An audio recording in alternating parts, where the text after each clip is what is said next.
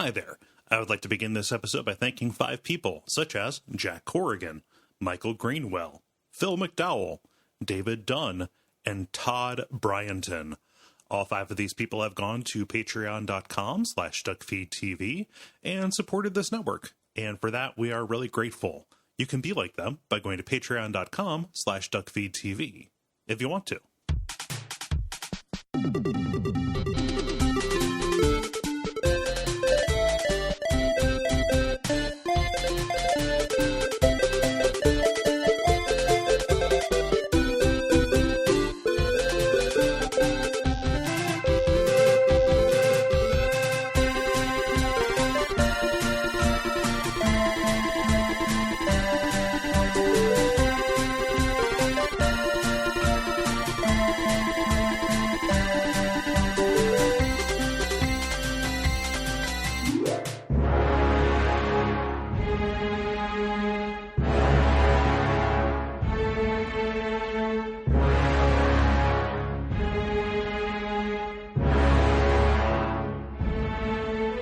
My name is Gary Butterfield. My name is Cole Ross.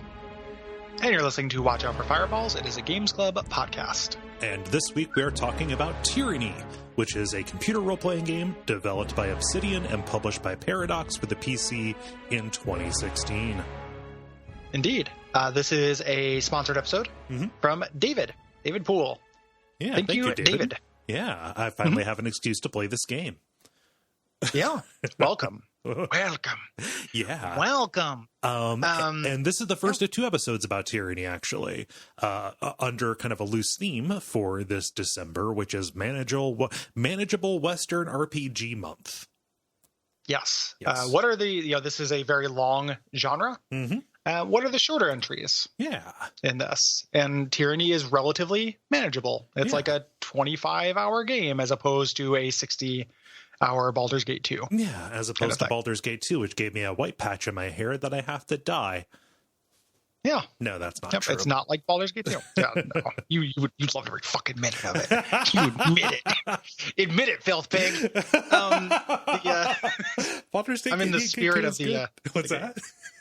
Yeah. I just said I'm in the spirit of the game. Oh, yes. Yes. The voices of Geralt. Like, I'm just like... a cruel machinations. So the manageable. So the next one in that is Jade Empire, which is also a relatively short, it might be BioWare's shortest game. And then this kind of continues in January when we do Shadowrun Returns, which is a tactics game. It's not a role-playing game, but it has a lot of Western role-playing game kind of flavor to it. Yeah. Or when we do Dragonfall, rather. Yes. And that, so we're doing the 25-hour WRPGs this year. Yeah. So which I'm excited about because I love a 25-hour RPG. It's good. I'm excited about all of these. So for this episode, for this first episode, we're going to be covering the generalities. There are quite a few of them here. This is a pretty complex game, actually. And then we're going to talk about Act 1, which, along with the actual prologue, kind of acts like a prologue for the main body of the game. Yep. And to set an expectation, if you are playing along, Act 2 is the body of this game. Act 3 is also pretty abbreviated. Yes. So Act 1 and 3 are short. Act 2 is where all of your time goes. And then I'm also going to, my plan, and we'll see if I'm able to do it, is to touch the DLC, which I've not played yet, and be able to speak to that a little bit. So, yeah, that's the episodes. So in this game, you play as something. We're going to drop nouns. So many nouns. I'm going to. There's a little glossary that I put in the generalities, Gary.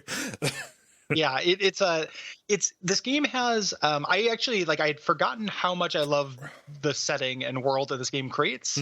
There's so many really cool concepts and evocative names in this. It is a noun soup, and the game gives you kind of concessions to that. There's a thing that I want in every video game. Yes. Pretty much from now on is that you can hover over any text and just get the codex entry. Just those really informative tooltips. Please give them to me. Yeah. Do not make me go into a separate menu to look up what your context is. And this is my favorite version of that. I know this is a pretty high, later thing, but it plays into kind of the noun soup. Yeah. Because there's specific tooltips. It's not just in the world, this is what the church is. It's when you went to the church, you did this, and this is why this character is treating you that way. Yeah. it's specific to your history and your knowledge. Mhm. And I think that is like that is a really underrated kind of advancement or kind of innovation in this game. Yeah. That I would love to see brought forward into almost everything. Yeah. It is contextual enough to be functional and necessary.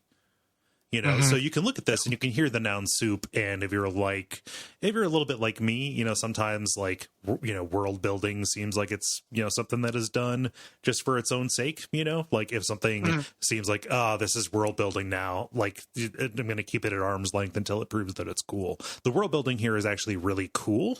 And I think that discovering that is aided by how friendly they make it, how friendly it is in terms of surfacing those cool details. Yeah. This is a really well-written game in terms of not just dialogue, which is where writing tends to shine. Yes. Quite a bit, but even just in terms of background. Like I would like to play a tabletop game in this setting. Yes. I would like this source book very much. So the reason all of that preamble was because I was just about to say you play as a fate binder, as if that's just a thing. You know, like, you know, the fate binders. So in Final Fantasy 13, you are a Lassie, which is different than a Falsy. Yeah, you're it's a, you know, it's that kind of thing. So a fate binder, and in this you are an agent of the court of an evil overlord, and you are sent to aid in the conquest of the last remaining free region of the world called the Tiers. And that kind of surfaces the main hook of this game, which is that this is a game where Obsidian, who had spent their entire career doing really robust and kind of best in the business, like people with this DNA, evil paths. Yes. You know, in things, right? Like, you know, the people who created those games, like the evil paths in New Vegas, you know, the Legion is no great shakes, but it's not like Mr. House is a good guy. No.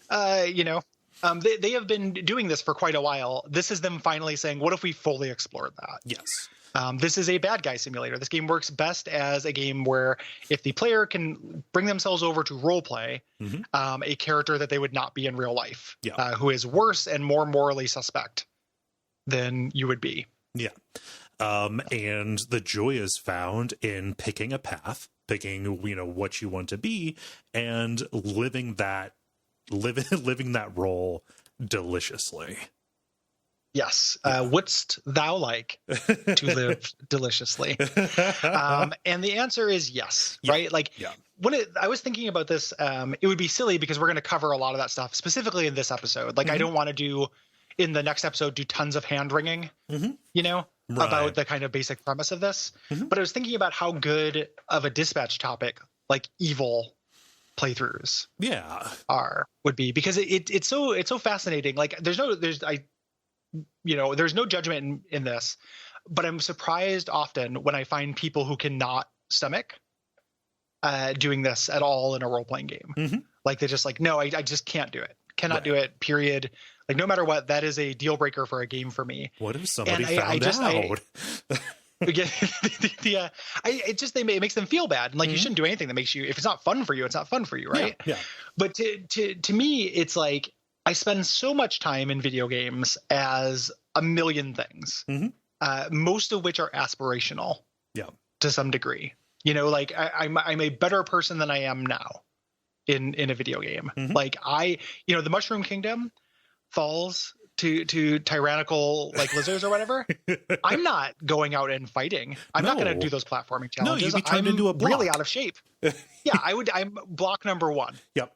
You know, so I play, you know, you play like a Mario, you play a Zelda to save the world or whatever. The idea of, in the grand panoply of games, the entire well-balanced diet of media in form of games I take in, that there isn't room for one like walk on the dark side, where I'm just like, what would it be like to live deliciously, like to just kind of be a shit and revel in my own crapulence. That there's room for that. It's not all the time. I don't want all video games to be like this. Yeah, but I'm very surprised at the resistance of any video game being like this. And it's very specifically, I mean, I don't want to put words in your mouth, but when I think about this, like there are plenty of games that are out there. There's a whole, you know, subgenre of GTA likes where you are playing as a criminal, where, you know, the incentive is there for you to do a bad and antisocial thing. manhunt and what have you, right? Here, though, hunting men, not great. Yeah, you don't want humans. You never draw first blood. But in an RPG, even going back to, looking at, like, let's say Planescape, right? Like, you're not just evil in that, you're choosing a whole bunch of different flavors of evil that, like, align with different philosophies. And it is not just straight up like mustache twirly. Like, there are different motivations, like different actions have different contexts in this, so, like, early on, before I, in this game, in Tyranny, before I betrayed everybody, I rolled with the Scarlet Chorus. Even though, previously in RPGs, I've played a really, staunch abolitionist, even if, slavery was, a thing in that world, like, set them all free. Well, Scarlet Chorus, they practice slavery. They take enemy combatants and villagers and they conscript them. You're just going to have to, that just happens here. It is a way it is the premise. It is the way that one huge faction in this world, articulates. It's the way that they express their power, right? So I had to get okay with, I had to get okay with brooking that, with sparing somebody's life on the terms of, like, no, you're going to be folded in. Yes, on that condition. And the game, one of the things I think is really remarkable about Tyranny is the game is not you do participate in these acts. The game is not uncritical of them. Like, just because they are the status quo, like that kind of evil is the setup of the world, it's not portrayed as fucking rad. No. None of these people who represent these flavors of evil are shown as good. Like, and I think about that Planescape evil playthrough that I did, which is incredibly hard because it's really brutal. It is emotionally horrible. And it just being enriching in the same way that, like, Requiem for a Dream is enriching, even though it's not pleasant or something like that. Right. That's not like the highest art I can think of. It's just the first thing that popped to mind. But the idea that games should be off limits for kind of feeling bad or exploring these bad ideas in terms because of that, the agency that you have, like the direct connection to a character, his interactive, is just something I don't relate to. Yeah, I'm not pushing anyone to, like, do anything they don't think is fun. I'm just kind of always surprised that, like, I can't put it aside. Yeah. It just can't happen. Can't get the bad ending of this. Can't get the suboptimal ending. Cannot do. It is an immediate and violent rejection of the concept of doing something that will not get you good guy points. Won't get you in good with the good people in the realm, right? In the yes, side. Yeah. It doesn't. You don't enact virtue. Right. In the game. And and I get that. And again, there's no judgment. Like, if that's not fun for you, it's not fun for you. Right. Yeah. Nothing there. For me, though, as somebody who is always kind of like this, like when I first, played Fallout and Baldur's Gate 1, like these revelatory games to me, just like amazing, this is what I want video games to be. Yeah. I did the evil path afterwards. I played it one way and I was like, I'm the good guy abolitionist who frees, the world of Fallout from all this horse shit. And then I was like, hey, I noticed the game would give me options to be a real shithead. What does that feel like? Yeah. And experiencing those stories from those different ways and experience the world from those different perspectives, I find really enriching. Yeah. Like it's not, it doesn't, I don't feel like it reflects on me. Like, they're fake. It's a toy. These aren't real people. But it helps me learn about the world. It helps me get kind of more immersed, and it is fun and and just enriching is the only word I have for it, to like pretend to be somebody you're not for a little while. It's also rewarding as a player to poke at the edges and see, okay, the developer is kind of hinting and maybe half promising that if you push at this corner, if you select this little option that's down here, way down in the list, that something will follow through.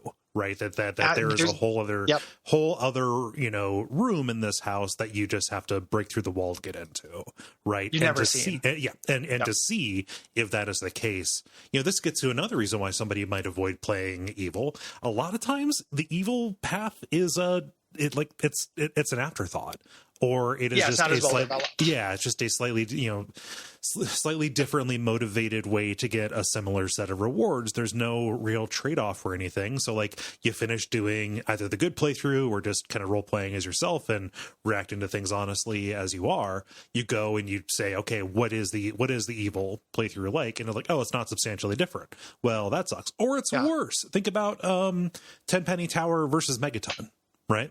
Totally. So Tenpenny Tower is not like as well developed as Megaton. Here, worse and dumber. Here, there is a good path you can take. You can play this as a Boy Scout, and that has different shades to it as well. But that is almost like the afterthought to a certain degree. That's the hard. It's more hidden. Yeah, like it is harder to do, and they're making a point with that. Mm-hmm. Like this is not hatred, right? Like Tyranny is not a game about there not being a point to morality. Right. It's a game that talks about morality and talks about power through a lens that is non-traditional, but it's not agnostic. Right. It's not non-judgmental to those concepts. So it's that afterthought thing. A lot of it is just like evil paths of things end up not being developed. Like just not as many words are in it. Yeah. Like look at again, the Legion is the big example of specifically Obsidian fucking that up, because I think that they are the best in the business at this. But even them, that ends up, they know that like tons of players are not going to choose to side with the Legion, so there's not as much there. There's tons of cut content. Yeah. There.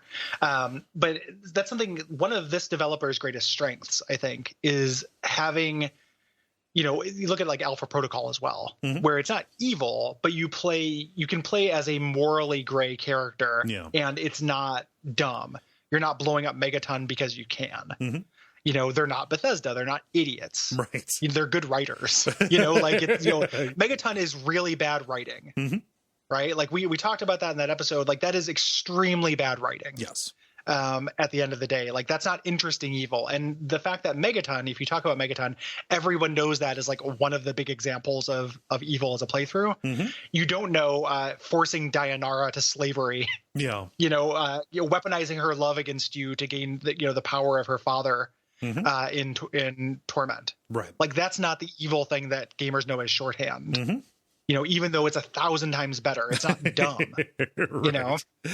Yeah. Well, just physical violence is easier to visualize and enact, and that will just that is a shortcut implies laziness, and in the Megaton case, I would say but it is a more functional shorthand than all the context that you would need for understanding, why selling Dianara into slavery is bad beyond just slavery. Or like impressing her into, exactly. Like it requires better writers. Yes.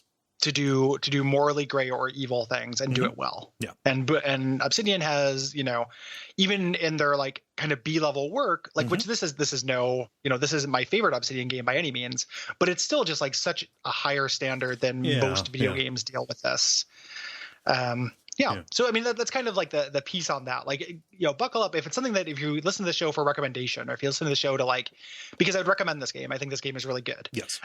If that's something that you go to this show for, just know what you're getting into, and that's kind of our like tight 10 on it. Like it's not it's you have to be okay with that. If you can accept that premise, it's a really really well done version of that premise, and I personally think, and your mileage can vary, but that you get a lot out of accepting that premise. Yes. You're rewarded for it. Yeah. And we're not going to be hand-wringing about the bad stuff that we do.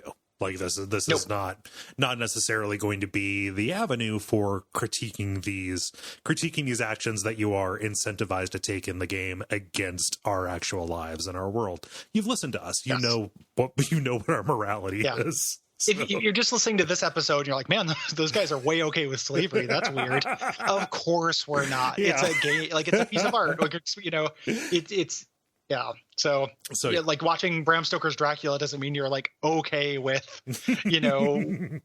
weird vampire hypnosis assault. Yes. It's just you're just experiencing media. Yes. So I wanted to get that out of the way, but we're not going to spend tons of time on it. So if that was exhausting to you, don't worry. So you're a Fatebinder, as we mentioned. Very similar to Obsidian's game right before this, which is Pillars of Eternity. this is kind of a throwback Infinity Engine style game. Yes. The idea here is to do something that has kind of the visual flavor and cadence of a Baldur's Gate, but with enhanced combat, and in this case, like a really, really tilted different perspective and world. Yes. Pillars of Eternity is a pretty straight putt. I don't love Pillars of Eternity. Right. It is okay. Right. I like this much better. Yeah. But, like those Infinity Engine games, this is an isometric game. It is real-time 3D, so it's not like, chunky sprite work. You can get in, see the smooth animation, etc. And yeah, you're looking at people from above. You're ordering around your little action figures to explore, talk to NPCs, engage with combat. And we're going to, I formatted the notes to start with combat so we could get the kind of bummer out of the way. You're going to be doing a lot of combat, and the combat is a real sticking point for a lot of people who jump into this. It is actually a really good parallel to Torment in that way. But there's interesting stuff going on here, and this combat system is deeper than I initially gave it credit for. To me, like, this is the thing about the combat in Tyranny is like it is unquestionably the weakest part of this game, while still not being a total disaster and also not fulfilling all its potential. Right. Like there's cool things about it, like and you can vibe with it. Like I generally enjoy it. I think that it I have fun during the fights in this. The other disclosure thing is that the path, and me and you will talk about how we're choosing to navigate our way through this game, is we're choosing a combat heavy path. Right. There can be less combat in this game, not like almost none. It's not Torment, but you can have less combat in the game. Yeah. The one we're choosing is in grand arc, narratively satisfying, but also involves a lot of fights. Yeah. What it feels like they try to do with the combat in this is make it's real time with pause. Very similar to Baldur's Gate, but it's more enhanced, more complicated than Baldur's Gate, which, since that was based on second edition D&D, was very simple. And there's less of it, and it's slower. Like everything is more impact, more complexity, a little bit more strategy. But I can't help but feel like, what if this was Divinity Original Sin 2? Like, what if this was turn-based with action points and just fewer combats, and how much better it would be? Yeah. Like, you could still take a lot of these concepts in here that are kind of interesting. This complicated matrix of attack types and defense types and different levels of success for an attack. Yeah. You could take that and make that something you had to pay more attention to, because the biggest problem I think with the combat here is that knowing what's happening is interesting. The actual effect is watching my little guys kind of just like bash at each other for a while. Yeah. And just kind of keeping an eye on meters, both like my recharges for my abilities and health meters to see where I need to step in. Yeah. It's weirdly passive in a way that I don't think is to its service, really. Because everything is pinned to cooldowns, it feels very much like an MMO in that regard. Yes. It has the passivity of that, where you are just kind of like doing your attacks when they're available and making a decision, like down, to the round or turn level based on what is immediately available to you. What strikes me about this is that the complexity of what's going on pushes up against the limits of what real time with pause can allow. It ultimately begins to feel very chaotic. It almost feels like I can't zoom in enough to like discern what's going on with everything, like not necessarily happening on the same rhythm or TikTok. As things proceed, it seems like a lot of stuff happens at once, which makes it very difficult to definitely discern. Does. Yeah. Like the combat happens, the attacks and everything, the rounds feel like they're the same amount of time as Baldur's Gate, but there is such a wider variety of outcome for things. You have like a little tiny box that tells you what's happening, like what the die rolls are, what the results are. Yeah. And it's this little box in the corner that kind of plays the entire time during combat. And it's very weird because there's no way to intuitively know other than like the basic health. Like I can hover over somebody, I can see their status. I can look at how much health they have at a glance. There's like this little pip system where characters have 5 pips to represent their health. They actually have like 230 hit points or whatever, but they're represented by these pips. So you can kind of see like a general sense of someone's health. Yeah. But to know specifically what happened, like, oh, this character is missing constantly. They're giving them their little missing marks because they have a debuff. That debuff came from this mage who is sustaining this spell. I need to shut down this mage is not something that's visually conveyed very well. It's conveyed textually. And having to kind of scroll through that to figure out what's going on is kind of a bummer. Like, it's clunky. Yeah. And it just makes me wish it was turn-based. Like, I just feel like, this combat would be way too slow if it was turn-based. But if you up the values, of everything, and do this with action points, because the abilities you have that are not on a cooldown, the ones that are like per encounter or what have you, would work perfectly in a turn-based. Like, that's a very D&D 3.5, thing. Or 4.0 rather. And that would work perfect. I think that would be fine. Yes. Instead, the experience is just very strange in this. Just like Baldur's Gate, like, you spend most of your time managing your mages, managing your AoE people. But it feels odd. It doesn't feel great. Yeah. In this. Yeah. So, I mean, and like, it's pretty difficult. Like, it requires a lot of attention, a lot of management. And to me, that is a friction point because, like, at the end of the day, the combat's not necessarily what I'm here for. It's not what I'm looking for. When it becomes a real roadblock to seeing the writing and making further choices, it begins to feel superfluous. Like, I kind of just want to, I just want it out of the way. Even though, like, there is good stuff to engage with in it. Just those frictions do add up. The parts of this where I take joy in the combat are when a climactic encounter, when I have to really, really have a steady hand. I have to prepare for battle. Like, there is a complicated system of buffs and status effects, positive statuses you can give yourself in terms with consumables and things that will swing the tide of battle. In a way that mirrors Baldur's Gate, getting your spells prepped, like casting your blesses and your hastes and stuff. Yeah. I enjoy that. Like, I think that's fun. In a kind of like rank and file combat in which I could just win, I would like it if that just happened through text. Yeah. Like, if the game was just like, listen, there's no way that you can lose this.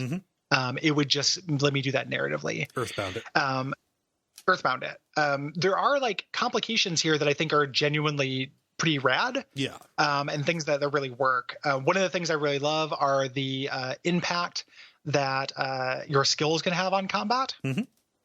In terms of, like, most combats, you talk beforehand, and you will do things beforehand that impact the combat. Like, that's really cool. I love passing an athletics check to be a real badass, and then just mages run away. Yeah, exactly. Like, yeah, we can't do this, and that's so good. Or you just say some like absolutely fucking Jules and Pulp Fiction scary ass shit, and all the enemies start with a negative status effect. You know. Yeah. That's incredible. Like, I love that interplay, taking those non-combat skills, having them interface with combat. I also feel like the combos are really, really awesome. And these are dependent on your relationships. Like, if you have a relationship with somebody, you will unlock a different combo in combat. And it's really neat to marry your your relationships, your exploratory, your narrative side of this game with your fights. This person, I've really whipped them into line. Like, they are incredibly afraid of me, this companion. So that's unlocked this really powerful combo ability I can do with them. And I can just like tell them to do something that maybe they wouldn't ordinarily do. And it's very powerful. Yeah. And those combos, they can swing I think those are really cool. Yeah. Absolutely. Like, these are the main thing. These are your openers. These are your things you save for big guys. These are the cooldowns you're most interested in managing. Yeah. Yeah. So do we want to get into like the specifics of this? Like, I'm way into the fact that this isn't based on like a rule set of Dungeons and Dragons. I like D&D just fine. But like, just the fact that this is different and original does make it more interesting to learn than just kind of figuring out, okay, how do they adapt this? How do they adapt that? Yeah. It was it's totally new. Like, it is a new thing. I mean, it's very similar to Pillars. Yeah. Like, but they came up with it for this wave of Infinity Engine also rans. Yes. So let's talk about it, because we're going to spend a lot of time in the combat, and I don't want to spend a lot of time in the next episode going into these little individual things. Like there's definitely going to be a thing in these episodes where like it is a tyranny combat. You know, there's nothing really special about this encounter. It's just tyranny combat. So there is an engagement system. So characters will become engaged, and you can go to their registry at Target and get them a set of pots and a toaster. No. They will get they will get engaged, and when they do that, they're locked in melee. So those characters are fighting each other. If somebody leaves, there are attacks of opportunity, basically, from D&D. There are skills that mitigate this, and characters that are better at resisting it and such. Characters have different weapon sets they can use. They have different advantages, again, that apply to these different damage types. And then they also, certain characters, and this is optional, but if you follow certain skill trees, you'll have stances that give you different buffs and debuffs. And you can switch those as well. I tend to leave that to the AI for those particular characters. Engaging with stances feels a little bit, that feels like a step too far to me. I never do it. Like I didn't do it in Neo. Like I don't want to ever engage in a stance. I don't think it's interesting or good. That is the level of fiddly for me, and I love fiddly games. So consumables really matter. You're going to be looting a lot of cheese, a lot of different kinds of alcohol, particular molds and mushrooms, and eating a whole block of cheese right before a combat will give you a substantial bonus. Just to make sure you don't have to shit during the otherwise your diarrhea. Like it's basically the wearing the D plug or whatever from Tim and Eric. Like your diarrhea fram. The diarrhea fram, the D fram. Gotcha. Different things. The D pants is a different diarrhea mitigation device from Tim and Eric. Solid loafs. Please. But consumables, you really want to use these because it does make a big difference. This is still, fundamentally a small numbers RPG, even if some of the, kind of bonuses that you get on certain skills and weapons do fall into like, this gives me 0.01 more DPS or a 1.2% bonus to X and Y. It engages in a little bit of that, but for the important thing, consumables, deciding what consumables to use, it is very important and simple. It's like a medium numbers RPG. Yes. Almost. Basically set scale to D&D. It doesn't feel that different in scale in terms of numbers and stuff. One of the things that I think is interesting is that when you hit, there are 4 different types of hits. And the way this works, I think this is actually really cool. I think this would be something that would lend itself really well to tabletop. It's fiddly, again, if you start like messing with the skills that affect this. So when you hit somebody, you have a regular hit. You have a regular miss. Those just do the standard effects. Misses are really rare, though. What happens more likely is you get a graze, and a graze is less damage and less effect. And I think that makes, they understand that a really unsatisfying thing in an RPG is to miss. Yes. It's one of the worst things that can happen. Like it's frustrating in Morrowind, when you're, going, you're just not hitting. It looks like you're hitting. I saw the sword intersect with the thing. How did I miss? How did that not hit? And it's frustrating in Baldur's Gate, when characters just stand there and miss, like just nothing happens. So graze is a better version of that. And there's a whole suite of skills that affect that. So one of the defenses you can have is armor, which is straight damage reduction. The other one is something called deflection if you're light armor characters, and that downgrades hits 1 level. So critical hits become hits, and hits become grazes, and grazes become misses. So there's, again, this like, kind of complicated interface.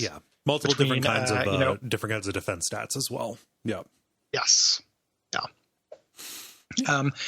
It's a lot to manage. It can be chaotic and intricate. It can also be, if it's going to be a walk, it can be really passive. It can be a lot of things. It's not what either of us are here for. Like, I do not feel like it's an unmitigated disaster. I have managed to get some fun out of it. Like, I think it's fun. Everything is going to get compared to Divinity Original Sin 2 in terms of like how good combat can be in an RPG. Just it's the way not it's that. Go. Yep, it's not that. Like, it is not what I'm here for. I'm not looking forward to new battles. I'm looking forward to the badass confrontation before the battle, and the talk after the battle, and then some bosses, which I think are really genuinely fun and are a really good test. Yes. And it should be noted that like there is a good amount of fighting in this. There is less than there is in Baldur's Gate. Like you're not in a dungeon and you're not fighting 70 kobolds. No. You're fighting 20 20 or 25 of these, elemental creatures or something. Yeah. Like, most of the combat that I've encountered so far has been, okay, you come up to a fort, and oops, I can't talk my way past the guy at the front. Guess I have to raise it.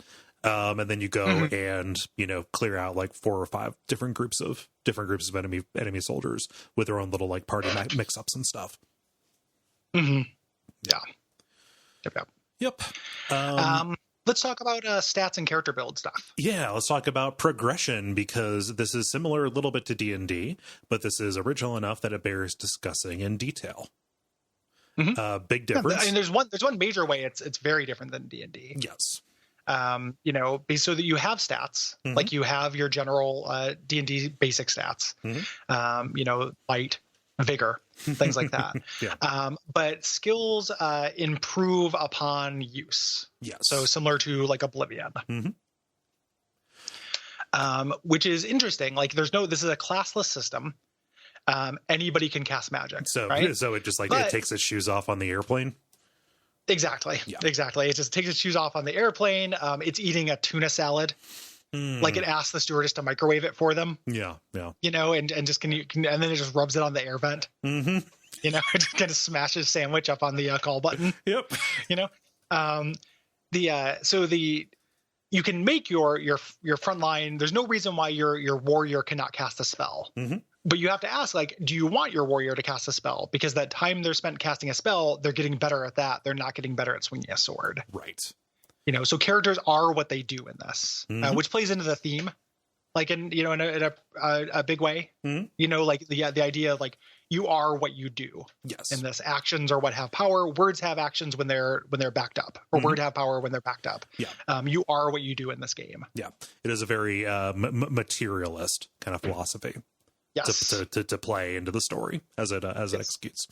Yeah. And if you don't want to progress something, you can lock that skill. You can just say like, no, just, discourage the use of that, in the interface, or you can just keep it wide open and let them, there doesn't seem to be a cost to keeping subterfuge unlocked for everybody and just gaining points in that when they spot a trap. Right. Yeah, for that, other than just the fact if you have one person who's dedicated to it, they're going to spot all the traps. Their subterfuge is going to get higher. Yes. So that would be the game is not so difficult that you have to micromanage this that much, but there is the way that the combat works with your 4-person party. You are encouraged to have specialists. Yes. Everybody should be fulfilling at most 2 roles, but you do not want a whole team of bards. Like you don't want a whole team of jack of all trades. It's not going to work for you. They'll get rolled. So then that skill up, it's not just in combat. Anything that you do with a skill, whether it's in combat or out, will progress it. You gain like experience. It says you gained X experience in lore by using this lore, by passing that check, right? So for example, like subterfuge, it's a pretty important skill. You can gain points in it by spotting and disarming traps. You also gain points by lying in dialogue. Like there are checks you can do in the dialogue system. You can gain points by successfully sneaking and doing the scouting mode. And all of that leads to, again, Gary, you mentioned it a little bit before, talking about the skills impacting the combat when you get into it, the dialogue checks changing the effects of the battle. Like this game is actually kind of like a masterclass for integrating all of its systems into each other. Everything seems to have hooks into the other. It doesn't have that modal feeling of like, now it is time for fight. Now it is time for dialogue. And it bears out. There are situations in which, the path that we played, and we'll start talking about that in a bit, does have heavier combat. I still think it is narratively, like grandly more satisfying than the other paths. But it has more combat, but there are situations in which your skills will determine what an encounter is. An encounter doesn't have to be combat. Like not only can your skills affect the outcome of that combat or the nature of it, the shape of it, it also affects whether it happens at all. Right. And your choices as well. So it's not just your skill, like your character build system affecting combat. It's also the narrative affecting combat and combat affecting the narrative. Like when you kill an enemy soldier, this affects your reputation. Yeah. that reputation will follow you into narrative choices later. Like if you slaughtered a bunch of these individual people, when you meet one later, they'll have heard about that. And it affects the combat system because you start getting individual feats, that affect that. So, if you kill enough people, they have this wrath for you, which gives you this unique perk. Yes. Like integrated is the word. I love for this. It is extremely well done. In that respect. Very into it. Yeah. Really, really good. Yeah. Those feats, those things we talked about, those quirks, you can get them through reputations, as we mentioned. And we'll probably talk about the reputation system on its own in a little bit. Yeah. But you also get them through your like tech trees, your talent trees. Your main character, you have 6 different talent trees that all 5 of them lend themselves broadly to different builds, and one of which is leadership, which is kind of an all-purpose catch-all one that affects your companions. Yeah. I always put big points into leadership. Leadership is really good. Yeah. So it has the broadest effect. I also do this as well. We can talk about our individual characters, later on when we talk about the paths that we have chosen. Yeah, I like that quite a bit. I like that you have those options. It does force you to specialize. I like the way that manifests with companions as well. You don't necessarily have complete control over how they develop. They have 2 different sets. They've got two different trees. Each of your companions. Two or three. 2 or 3. Lantry has 3. Like it kind of varies, but it's 2. Yeah, it depends. 2 or 3. So a little bit more limitation to it. Thank you for that. And you have to choose, what role are they going to specialize in? What role are they going to take in the party? So like for Lantry, who can kind of be a couple of different things, I specialized him to be my healer, right? For Barrack, I think his name is, like, he can either be a damage dealing tank versus a damage soaking tank. I was like, I need somebody to draw hits, so I'm going to put everything into his sentinel tree. Yeah. The way that characters show up is they have a specific suggestion of a couple different builds they can do, and what this allows you to do, you have a 4-person party, which is relatively small and smaller than Pillars, which had 6. Yep. Which means you have fewer people to cover greater ground. Which means you need this more versatility in these characters so they can fit around your main character. Yeah. Your main character is going to have a lot of unique powers. It's always going to be the most powerful person on your squad. What do you need? Yeah. And the game has a pretty limited number of companions. There are 6 in this. It's not a huge number. Like a lot of times games have more than that. Each of them, there's kind of 2 basic companions of each type. Yeah. In this, and that's really intentional. So there are 2 mages, there are 2 utility players that are very versatile, and then there are 2 kinds of tank, tanks or DPS characters, and you can craft those depending on what you made with your main character. Yeah. And you can also choose, something that might dictate who you bring is like, what is your relationship with them? It could be that somebody is like slightly loyal to you. That's actually less valuable than if somebody is really, really afraid of you. Yes. Based on their faction. Yeah. Based on their faction and how you treat them. And the way you interface with your companions. That's something I really love about this is that frequently in games that have companion systems, there can be a companion that would match me really well in terms of play, but does not get along with me or does not, I don't like them. Yeah.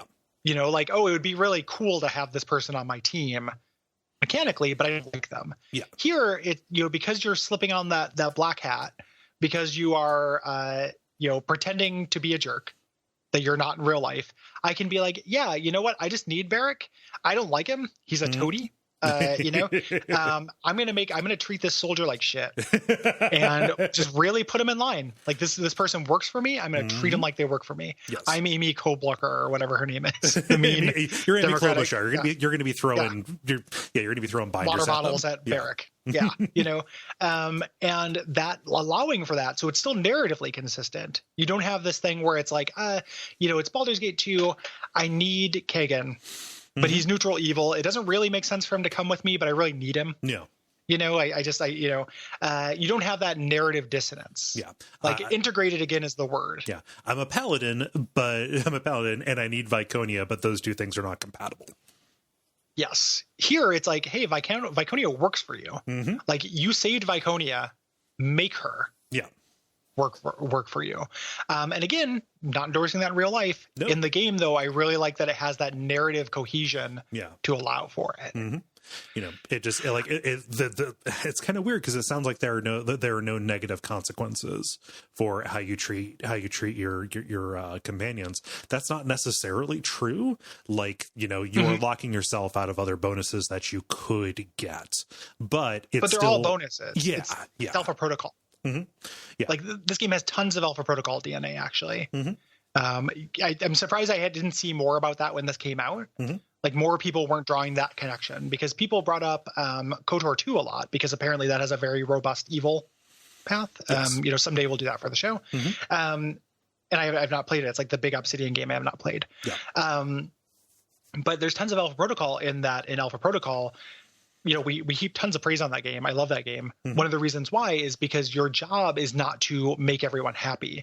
Your job is to play your version of your dude. And that's going to piss some people off, but them being pissed off at you also gives you benefits. You are rewarded for role playing, not rewarded for measuring yourself up against a good boy stick. Yes. You know, it is just, you know, how well do you enact a character? Like neutrality is punished. Yes. In this game. Like this game, you know, being a centrist is punished. Like you're not trying to keep everyone happy. No. You're trying to fulfill a role and be existentially true, like be a strong character that would fit into the fiction, and you will be rewarded in it for playing the game as it is. Yeah, it is saying something about power, about influence, and about rule, which is that the strong expression will, you know, will win out for good or ill, right? Yes. It plays into all aspects of it. The magic system in this game is really neat. I love it. Incredibly cool. I'm not playing a mage this time. I played a mage my first time, and it was way more fun than the character I'm playing this time. Mages are always the most fun thing to play in a role-playing game. Yeah, I'm doing a mage this time. Good. Because I remember a lot of this, but I'm not enacting with it quite as much here. The way this works is you craft every spell you're going to use. You make them yourself. And you do it by combining sigils. Yes. So this is a little bit like Eternal Darkness, but there are more sigils. Yes. You know, it is a more complex version where you take 2 to 3 parts to craft a spell. So its core, so what the spell is about. So like fire, ice, healing, vigor, emotion, illusion, etc. Then it's kind of shape and range, which determines its effect. Like it can be its literal area effect, or just whether it affects you, whether it affects you over time, whether it's touch, whether it's distance. And then you can add accents to it. Yeah. And this is where you add on like secondary effects. This is where you enhance the power. You know, this is going to be most of the sigils that you find. And yeah, you take these, you mix them up. The sigils are not consumable. You do find them out in the world, but it's like, oh, you have learned this particular sigil. A new word. You've learned a new word, and all of a sudden you can write new sentences with this, and those sentences, amount to spells. The spell that results from this can be assigned to any party member, because there's no class system. It's not like, oh, this person's a warrior. They don't know magic. It's all gated by the lore skill. So more powerful, more complicated spells have a higher lore requirement to cast. So your mages, by casting spells all the time, by going around and passing these lore checks, they're going to necessarily have a higher lore skill. So they have a higher capacity for casting more potent spells. Yeah. And and that ends up being a really kind of elegant gate for power. So if you're hearing this, you might, and you don't know the system, you might say like, oh, okay, well, if I can add accents to a spell, why wouldn't I? If I have a lightning bolt, why wouldn't I add fire damage, add range, add area effect, and bouncing, and all these things? But every time you do that, it increases the lore cost of it. So you're always making interesting trade-offs. Like it is highly personalized to what you want, and it's something you can switch out on the fly. You can trade and assign these whenever you want from a menu. So it is up to you. It's very expressive. Yeah. It's an incredibly expressive magic system where your competence with it doesn't just determine the raw damage. It encourages how individualized you can make every spell, which to me is obviously very appealing. Like I love an expressive game system, and I like being able to say, hey, in this encounter, this enemy is very vulnerable to damage over time. So this thing that makes this this damage over time effect, this corrosion effect, last longer is worth adding. Maybe changing the range. Yeah. Maybe giving up some range, having to get more in danger in order to make this last longer, because that's how I'm going to do the bulk of my damage to this character. So I'm going to go prepare for that. That's catnip to me. Like those choices are video game. Yes, to me. That's where the game is. And yes. unless we make it sound like lore is the the overall skill, like lore unlocks all kinds of magic, not necessarily, because there are different stats for different domains of magic. And that will determine the efficacy of the cast, right? It will determine whether, the casting is successful, how successful it is, etc. So again, you are encouraged to specialize, like you want to have a caster who is able, to cast like affect life. You want a caster that is able to, control fire, etc. It is worth making those decisions early on. And you're not going to get them all. Right. There are a lot of different kinds of magic. You do not have enough casters or enough party members to have every spell available to you. So you have to make some choices. The spells tend to broadly fit into categories of kind of characters that map onto MMOs in a lot of ways, or D&D 4.0, if you want to think of it in a tabletop term, where it's like this character is a debuff character. So they are going to use a lot of emotion and illusion and vigor. For buffs and debuffs, and those are going to be their spheres, whereas this character is a healer, so they are going to use vigor and life, and then I also need them to do damage, so I get to choose which element I want. Do I want the damage over time one? Do I want one of the traditional elements? Do I want Grave Light, which is a life-draining type of magic? Things like that. Do I want to be able to manipulate people on the battlefield? Like, do I want to push? That is like tide casting, like water. There's a character who starts as a specialization as that, and that involves like positioning in a lot of ways. So it's really robust. Yeah, and my final party is probably going to be 3 mages and a tank. And that is super viable. Yeah, like as a way to play. Yeah. So the main thing, the bulk of this, the main appeal of the game and the coolest stuff it does, like all the stuff before I think is generally pretty cool. Even that magic system, which I think is awesome, is a little bit undercut just by the combat failings, which we talked about. Not a disaster, but I would say, mediocre in a literal sense, like just medium, Yeah. The cool stuff about this is the dialogue and the story and the decisions you're making. And that's what we're going to get into now. And this is what you're here for and what we're here for. Yes. Generally. Yeah. And even this is stat-based, like there are regular decisions that you make, but there are all kinds of options that are available based on how the game keeps track of, different axes, right? With individuals and with broader factions. So with the individual, you've got 2 stats. You have loyalty and you have fear, like how much they like you versus how much are they afraid to disobey you, right? Yes. Yep. And this is not just your companions. This is also major named NPCs in the world. Right. And this is, again, these both get you what you want. This is commentary on power. There are different ways to rule. There are different ways to have the things that you want. Yeah. To exert influence, to make people pliant, to do what you need. Yes, exerting influence is the watchword there. And then factions have similarly, kind of efficacious but differently named stats, which are wrath and favor. Yeah. And all of these, again, very similar to Alpha Protocol, correspond with special feats and abilities. If if this faction hates me, I will have this power. If they love me, I'll have this power. Same thing with my companions. And again, what you're not doing is being milquetoast. Right. You are not trying to keep everyone happy and just trying to keep your head down. That is not the game that this is. No, we'll get rolled. So you're rewarded for being extreme. Yeah. And the overall effect here is a morality system that is, more akin to, something like Alpha Protocol.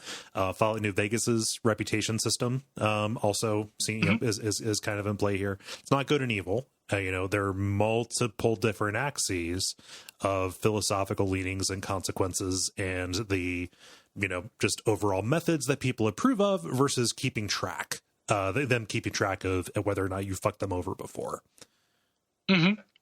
A lot of the arguments in this game are not stupid. Right. Like people will make an argument that is not something that you agree with or not something you're ultimately going to go for, but you understand them. Mm-hmm. You know, like it makes sense that they would make that move. Yeah. It's very rare that things just feel totally arbitrary to me in this game. Like things tend to feel fairly philosophically consistent, which also, again, integrated is the word for this, plays into the theming, because there's also another way this game has a lot of Torment DNA is the belief as power. Literally what people believe becomes actionable, like is a magic in this. So that is why when this faction, the Vendrian Guard or whatever, hates your guts, you get a new superpower. It is because in this world, belief is power. Yes. And that is why there are these archons around. You know, that is why you ultimately become an archon in this, is because you have made pliable. You have made an impression on the world. Yeah. Just thematically, I love that. And additionally, again, when we start talking about the world and talking about the edicts and even the way magic works and stuff, how legalistic everything is. Just it's like really good. How everything second edition Wish. Just how everything depends on this just house of cards of different clauses and arrangements and things like that. It is so good, and learning about that over the course of the game, even early on, is very rewarding. I love that aspect to the world. Yeah, me, and I also love that it's not again. I feel like this game is really well written. It's not stupid. Like it's legalese and stuff like that, but characters are talking about it. They understand, you know, they're not robots. Like when you obey the letter of the law and not the spirit, characters will comment on it. Right. And some characters are like, that's really clever. Other characters are like, you're going to get fucked up. Like that is, you idiot. Like, what do you think you're doing? I don't know how, I don't know when, but I have a feeling your whole family's going down. Like, exactly. You know, and then other people will be like, hey, you were allowed to do that. What do you think of that? You know, people are asking the questions. Like, it feels like there's characters in the game doing CinemaSin shit and anticipating CinemaSin shit almost. You know, like in a good way. Like they're not engaging in CinemaSins. They're like rebuking that kind of thing. Like, oh, why, you know, Kyrus is all knowledgeable and all powerful. Why would he allow you to do this? And then another character's like, yeah, why would he? You know, why would she? Think about that. Yeah. You know, and then it's like, well, shit. Like, do I think I'm being free, but I'm actually just a tool? Yeah. And there are payoffs to all that. Like it's smart. Like it is a smartly written game. It is above average for that kind of thing. Yeah. When those questions, like a lot of times in video games, I feel like the answer to those things ends up being, it just had to be that way. Right. Like that's just what it was, or this character is acting like an idiot. Like these characters aren't acting like idiots. Kyrus isn't an idiot in this game. Yeah. And I appreciate that so fucking much. Like it just feels like it is respecting me as a reader. It's not, you know, it's not oversights. It's not things that they forgot. It's not, you know, it's not really like holes in what the creators considered for the way this world works, for the way these people are motivated. It is a whole bunch of selective blind spots and biases that the individual players have, that you can like identify and exploit in the choices that you make. Absolutely. Like Tunon is a great character for that. Yeah. Like slowly wrapping Tunon around my finger over the course of this is one of the great pleasures of the anarchist path of this. So good. Of just being like, no, you know what? You're my boss and I know you. And that is why I own you. Yes. Like that is why you get to do what I want. Really, really, really cool. Yeah. We talked about how it keeps track of all of this stuff. Right. So, you know, you have this little codex that talks about your recent actions. When somebody is mad at you, their text will have a different highlight and you can hover over it and it'll be like, oh yeah, I did that. Oh, like, whoops. That's why they're pissed, you know? Yeah. And it even keeps, the codex keeps an inventory of the most recent things that you have done as well, showing like what had the broader effect. So you can learn how to manipulate them better in the future. Like this person really doesn't like brutality. Okay. Well, I can lean into, I can use that. Yep. Or this person really does like it. Or this person, you know, and they're not as simple as like, we'll talk about it when we start talking about the two main factions, because they end up being a really big part of the game. They are not as black and white as they seem. Right.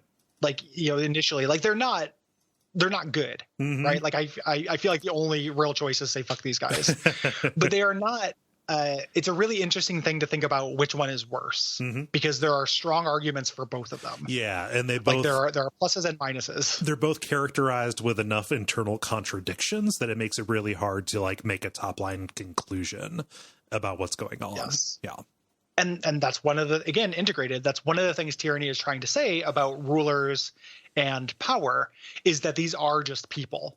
Like, by taking that metaphor of like, you know, an archon in this game is a very powerful metaphor for how we consider leaders in real life. You know, like, we tend to forget that people who we consider to be great leaders are just dudes, or just ladies, you know, and you run into this with, you know, you look at something like, you know, if I look on Twitter and see people like worshiping Elon Musk, right? You know, like, somebody makes fun of him and hundreds of people flock to their mentions to defend this person they don't know.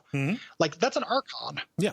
Like, that is somebody who people's belief in them, irregardless of their action, even though like it is very clear to me that person is just a dipshit.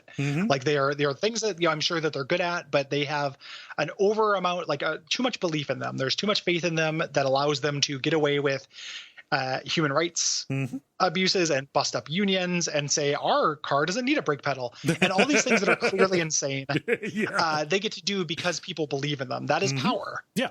You know, and that is what this game is about. Like, it is about the we are all fallible. All these people who show up in the game and the opening state of the game are gods, are just people that enough people believed were gods. Yeah. And that belief drives a whole bunch of action. That belief has a material impact on the world around them. Yes. In a real way, human suffering and human joy is caused directly by that belief. Yes. And one of the great things about the independent path of this is you starting to realize that and starting to manipulate it. Like, when people start taking note of you, when you are a rising star in this regime, it is because you have power, and people start noting like, oh, that's going to be, you know, early on, like, you know, getting into things, there's these towers in the game, and somebody tells you like, hey, everyone can see that on the horizon. That means something. Yes. If you own this thing that everyone in this area can see whenever they look up, that's huge. Yes. And like, that ultimately ends up giving you magical powers. It gives you literal power because that's the metaphor of the game. Yeah. Really, really deft. Like, just really, really fucking phenomenal stuff. Talking about it jazzes me up. Yeah. I'm jazzed, baby. I'm extremely jazzed. It's so well considered, Gary. Yeah, it's really, really good. Yes. Like, really good. So, and this will actually affect what you can do as well. So if you have certain requirements, similar to New Vegas, like, you will get the blacked out requirements, like requires this kind of reputation to say this, requires this kind of skill. Yeah. To say this. Yeah. And what I love about the transparency of this, like, you know, if one of your companions or if somebody like chimes in and says like, yes, I'm going to step in and help with this, or like, no sell, it'll actually tell you like you did or didn't like pass this particular requirement for that. I like that amount of transparency to show you what is being tested. It's not a die roll, right? Which is, you know, a way, this is something that, this is a New Vegas innovation. Yes. You know, like, not having it be a die roll, just being like athletics parentheses, like, you can do it. It shows up for you. Having that be a die roll is frustrating because it's, you know, it's inconsistent and you can save scum it. And there's no reason why you wouldn't, because some of this stuff's very important. Right. I like seeing the stuff that you can't do as well because it suggests future playthroughs. Like, it affects my playthrough when I say like, oh, this is a neat thing I could do. Like, oh, I really wish I could do this, and there's 3 grayed out options. I'm like, well, if I had played a different type of character, I bet you I could do that. Yeah. Maybe next time I play, or just I want to read about it. Like, it's cool that they anticipated a way to do that. Yeah, and it, you know, again, imbues a lot of meaning to choices that you make very early on. Like, I'm really regretting not taking a past as a diplomat, right? You know, because you get to choose how did you enter into Tunon service, right? Yeah. Yep. And all of that stuff, all those choices you make early on, like, things have a tail. Like, there will be checks against your conquest phase, which we'll talk about, we're covering this episode, in the third act. Yeah.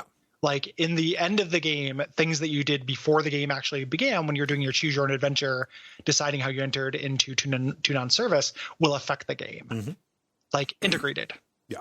You know, again, the watchword.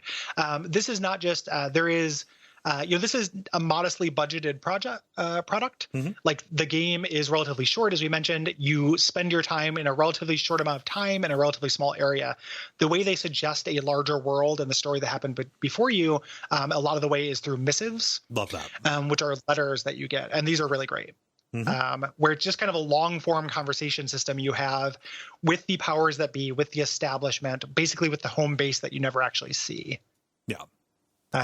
And this is really cool. I love getting these little letters and reading them and carrying on these power plays.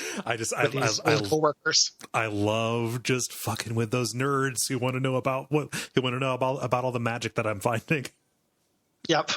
Fucking nerds. Yeah. And they're coworkers. And I like how it lets you kind of, they're presented early on as neutral. And if you respond in a friendly way, the fiction of your past changes that it was friendly. If you respond in a snarky way, the fiction of your past changes that it's always been that way. Yeah. Like you get to decide what your character was before you came along as well through your actions now in a really pretty clever way. Yeah. The biggest way I would say that this stuff interfaces in a direct way, and definitely in combat, is through fear and loyalty of your companions. Yes. This is really huge. This increases and changes their efficacy. It changes your combo abilities with them. It opens up loyalty quests. It's really important. Yeah. You want to interact with your party members whenever it looks like they have something to say. They signal that in a really good way, just with a little speech bubble on their portrait in the bottom left corner. And it could be that if you think, okay, yeah, that's just about learning where they grew up or whatever. No, you go in and, how you respond to what they have asked you, that impacts, fear and loyalty. Like you can use that to turn the screws on them to get the mechanical benefit that you're looking for. Or just play the character you want to play. Again, like integration. Like you can be angling for an ability, but you can also, in my world, Barrack is my golem. Or what have you. And we've dumped on Barrack a lot in this. We'll talk about all the companions because it's an Obsidian CRPG. Like all these characters will get their due. I think Barrack's actually really great. I like Barrack as a character. Tons. He's just somebody who I don't. He has a realization. Like characters do pull a Viconia in this. Like characters do change. Before we recorded, I haven't finished this yet for the replay because we're recording this episode a little bit earlier than we ordinarily would do. But I finished Versus Loyalty Quest, which doesn't soften her. It's not like when Viconia changes her alignment, which is a very funny artificial thing to do, like get it notarized or whatever.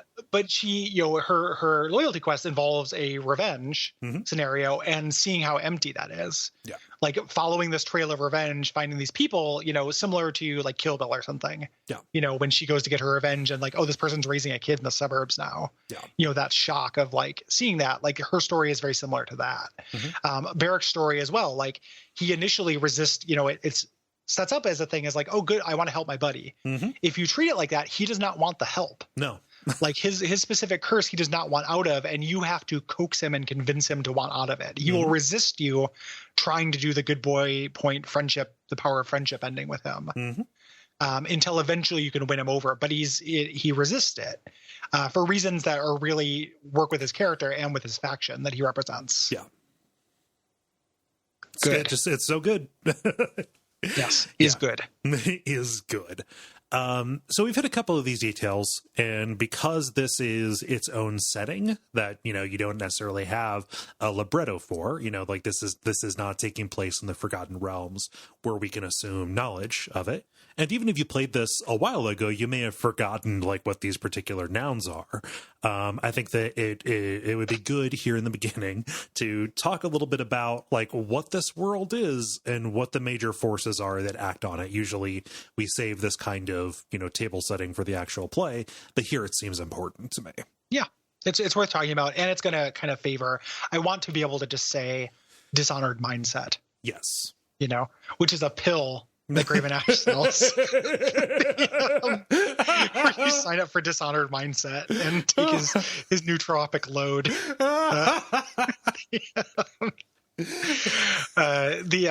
So this takes place in a world called Tyranny, which has a flavor. There are different areas that are implied, but the area we are in is kind of Greek. Yeah.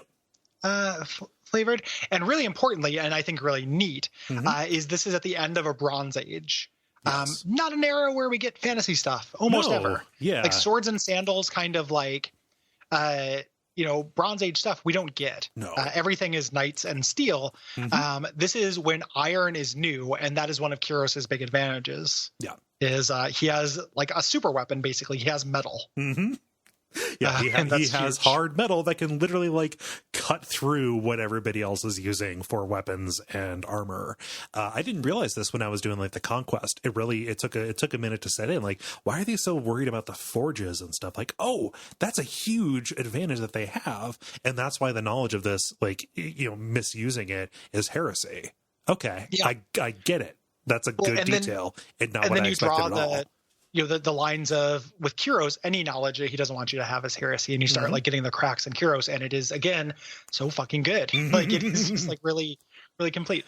That Iron Age thing, like I think it's easy to look at this kind of thing or any CRPG really and just assume it is going to be generic Tolkien swords and sorcery. Right. So like that feeling you had of like going through the conquest and being like, why do they care about the forge? What are the forge bound? What does this mean?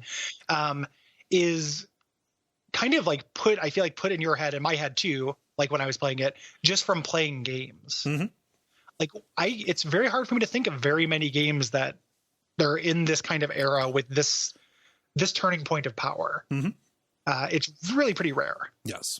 And you have to discard some assumptions based on it. Yeah. So Kuros himself, this is the overlord. Kuros is, people will refer to Kuros both as he and she during this. Kuros lives in obscurity, is not around. Almost nobody knows anything really about them. You can ask about them. And there are people, you'll interface with people who have met them, but you do not meet them. In the game, and it is something where the name has the power. Yes. And what Kuros does, the reason why Kuros is the overlord and has all his power, is because of that iron we mentioned before. And then Kuros has magic. The thing that Kuros is able to do is something called an edict. And edicts are kind of gigantic spells that are second edition genie wishes. Yeah. Like this is so my shit. I cannot express how much I like the idea of edicts. Yeah. It's like a cross between a WMD and a contract. Yes. Yeah. So like an edict will be like, Kuros will, one of the things that happens in the conquest, there's an area that is resisting you. And Kuros says, okay, there will be a horrific lightning storm that will rage over this area until the last living heir of this family is gone. And then that's just true. Yeah. And saying those words, different people have the ability to say those words for Kuros, and doing so, like the magical force of it, like rips most people apart. Just saying the words. Yeah. Of that, I fucking love that so goddamn much. Yep. I cannot all of the edict stuff in this game are some of my favorite, like really cool moments in games. Like, and you spend a lot of time in this game. Like, there are a couple that you enact, at least on the path that you're on, that you start on. That we are on. To be more specific, like a lot of the game is about going and undoing these and like claiming the power that enacted them as your own, because as this fate binder, as a person who is on this path toward power, like you can do that. You are a perfect vessel for this. You are not torn apart. You can take advantage of it, and part of understanding Kuros's power and what's at the root of it is understanding how to undo these things. An edict is the driving force for the first chapter of the game. So Act 1, like Kuros is so displeased with basically what numbskulls, like what nitwits the Archons are who are running the war. So he says, all right, well, I'm going to enact this edict. Everybody who lives on the tiers will die unless one of my agents has control of this particular spire by this particular day of this particular month. 8 days. Yes, you have 8 days to do it. But because everything is so legalistic, like you think, okay, this is a strict time limit. Not really, because Kuros never actually specified the year that it was supposed to happen. Mm-hmm. Yep. Yeah, it's really, really good. And the fact that like you're doing that second edition Genie Wish thing, you're subverting the spirit without subverting the letter. And then other people are like, did you subvert the spirit? What was the, like, like one of my favorite, again, the dialogue in this game is really sharp, where someone was like, well, Kiro sent you to kill all these people. That means he was probably okay with them dying, right? And I'm like, fuck, like I'm doing exactly what he wanted. Like, it is, it is a really cool touch. I love these. And the fact that you can say them is not just something that Fatebinders can do, because even Fatebinders die from doing this. Like, you are special. You are an Archon, which is the other aspect of his power. Like, you don't know it at the beginning of the game, but other people start calling you this, and other people calling it makes it true, essentially, because belief is power in this world. Yeah. Archons are basically like superheroes and supervillains. Again, just catnip for Gary. There's a character you can talk to as just kind of tell me about, like tell me anything at all, where they'll cycle through things and you can be like, tell me about some of the past Archons.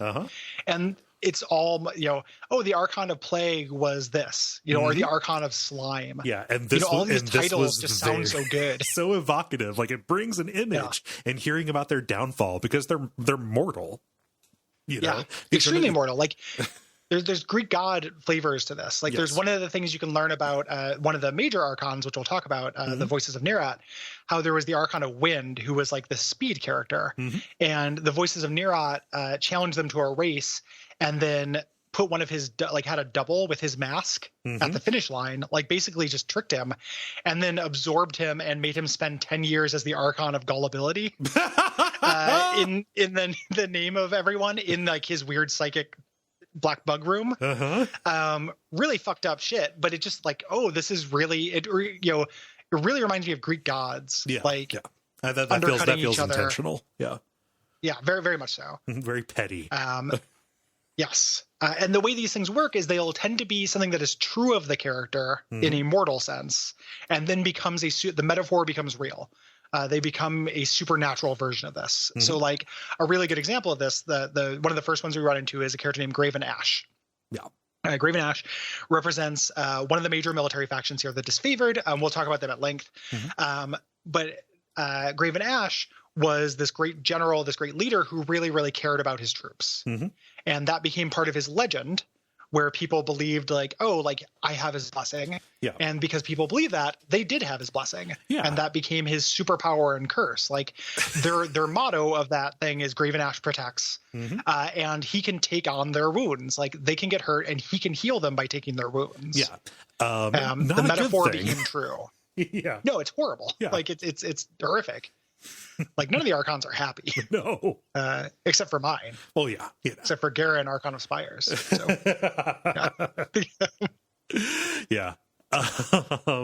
it's super enjoyable to have these larger than life figures and to know exactly where they come from and from whence their power springs. Is just a really satisfying, really rewarding thing to learn about in the context of this world. So we should talk about the Disfavored. A little bit what they are. They are one of the major factions here, and like the shorthand is lawful evil. This is the fascist wing of Kyros. This is elite military, really, really loyal, very rule-based racist. They believe in absolute superiority. The reason why people are being conquered is because they're weaker and shittier, and we have the best equipment, the best training, and we deserve to rule basically through power. And we are going to go into this place, kill everyone who resists, and then make the trains run on time. Like, that's us. And if you consider the, like the Civil War in this to be like anything, like I look at it like the Persians versus the Spartans, right? The Spartans, this, very small force of, kind of homogenous, linked and ruled by law. The Persians would be the Scarlet Chorus, which is run by the Voices of Nerat. Yes. This is a really self-contradictory group. This is, a horde of criminals taken from any and all place. Like they do not reject anybody, but they also conscript. People who they fight and conquer are brought in, leading to this, force that overwhelms with numbers that will go in, and it's a bunch of criminals. There's no real rule. There's no real law to them as long as they end up serving the voices of Nerat. Additionally, they work through subterfuge. Like this is the faction that does like spy master kind of stuff. It's the faction that, exerts power through like, seeding mutiny within particular, cultures and towns and things like that. And this is aided by their Archon, the voice of Nerat, who is this master interrogator, who basically shows people the deadlights. He has this power to absorb their mind into themselves, like into the voices. And everybody is kind of just really, really afraid because Voices of Nerat is the Archon of secrets. There's kind of the sense that they are all seeing. Yeah, he clearly no longer human, right? Absolutely, like off the rocker at this point. And one of the things that they do, we talk about conscripting, the way they do it, and again, inspired by real life, right? Yeah. Like you look at decimation, right? Like when they go into a place, they win. When it's clear they've won, they throw everyone into a pit with weapons and say, "Hey, kill each other." Yep. Like I don't kill care your if it's family. Your family. Be the last person. Yep. Be the last person standing. The people who don't fight end up dying. The people who do fight end up living, and they're like, okay, now you get to join us. Everything's forgiven. Yeah. You're part of us now. And they do things where it's like more people live under the chorus, right? Is that better than just getting killed or enslaved by the disfavored? I don't fucking know. Yeah. Like it is the fact that these are both just different flavors of evil. It's not like these are good guys and these are bad guys. Like one of these can appeal to you more than the other one. But there is like a sense of the Scarlet Chorus being kind of unpretentious in their evil, and the disfavored being a little bit more like, well, we, everything is business as usual, make the trains run on time. Like this is order, masquerading as evil, but they are both horrible. Like it is really hard to put a hair between which one is worse. I think that the Voices of Nerat is a worse person probably than Graven Ash. Graven Ash is not a good guy, but the Voices of Nerat is like big Joker vibes. Yep. I wish they had not given him the Joker voice or like the Skeletor voice in this. Yeah, that would have helped if he was a little bit more like monotone, menacing. In general, I don't really care for the voice acting in this. Just I don't feel like they made a lot of very good casting choices, honestly. But the specifically with the Voices of Nerat, it did not particularly help. There are exceptions. I think Barrack is really good. Like I think Barrack is good. I think Lantry's pretty good. Yeah. I think that Verse is not great. That's not great. Voice of Nerat is not great. I generally agree with you. I think with some exceptions. So. But yeah, I don't understand why anybody, let alone Kairos, let the Voices of Nerat live. Well, here's the thing: is he didn't. Like he sent you because he knew that you would do what you're going to do. Yeah. Right. Yeah. You would take him out. Like he said, hey, if nobody wins this, people will die on this date. Cause he was okay with them dying because partly because like they are absolute shits, but also this is the last section of the world to conquer. What use of the Voices of Nerat when you have the world? Right. Yeah. This is just not a useful tool anymore. Right. Kyros is not an idiot, which is one of the things I think this game does a really good job of. Like, you're not getting one over on them up until you do. Right. You think you are many times, but Kyros's idea of like letting people do things that are not in opposition to Kyros's goals, while like find the ways that people want to advance their own goals that also match Kyros's. Yeah. And let them do it and think they're operating under their own auspices. So this conflict between the disfavored and the Scarlet Chorus, like that's going to drive a lot of the decisions that you're going to have to make. Just because their methods are so at odds. This comes to light in the conquest, kind of the choose your own adventure opening to this, where you learn that like when you roll into a place, the disfavored would rather burn it down so that nobody would ever be able to use it again, whereas the Scarlet Chorus would say like, no, let's leave it intact and then just take it and exploit it, let people live there, but have them be just assimilated into us. They're almost they're always at odds with each other, and that eventually turns into the civil war that you have to inhabit in Act 2. They're personal issues they have with each other. Oh, of course. Like there's a grudge between the leaders. It's not just a philosophical difference. It's also these individuals, because the gods in this are human. Yes. And do not like each other. Mm-hmm.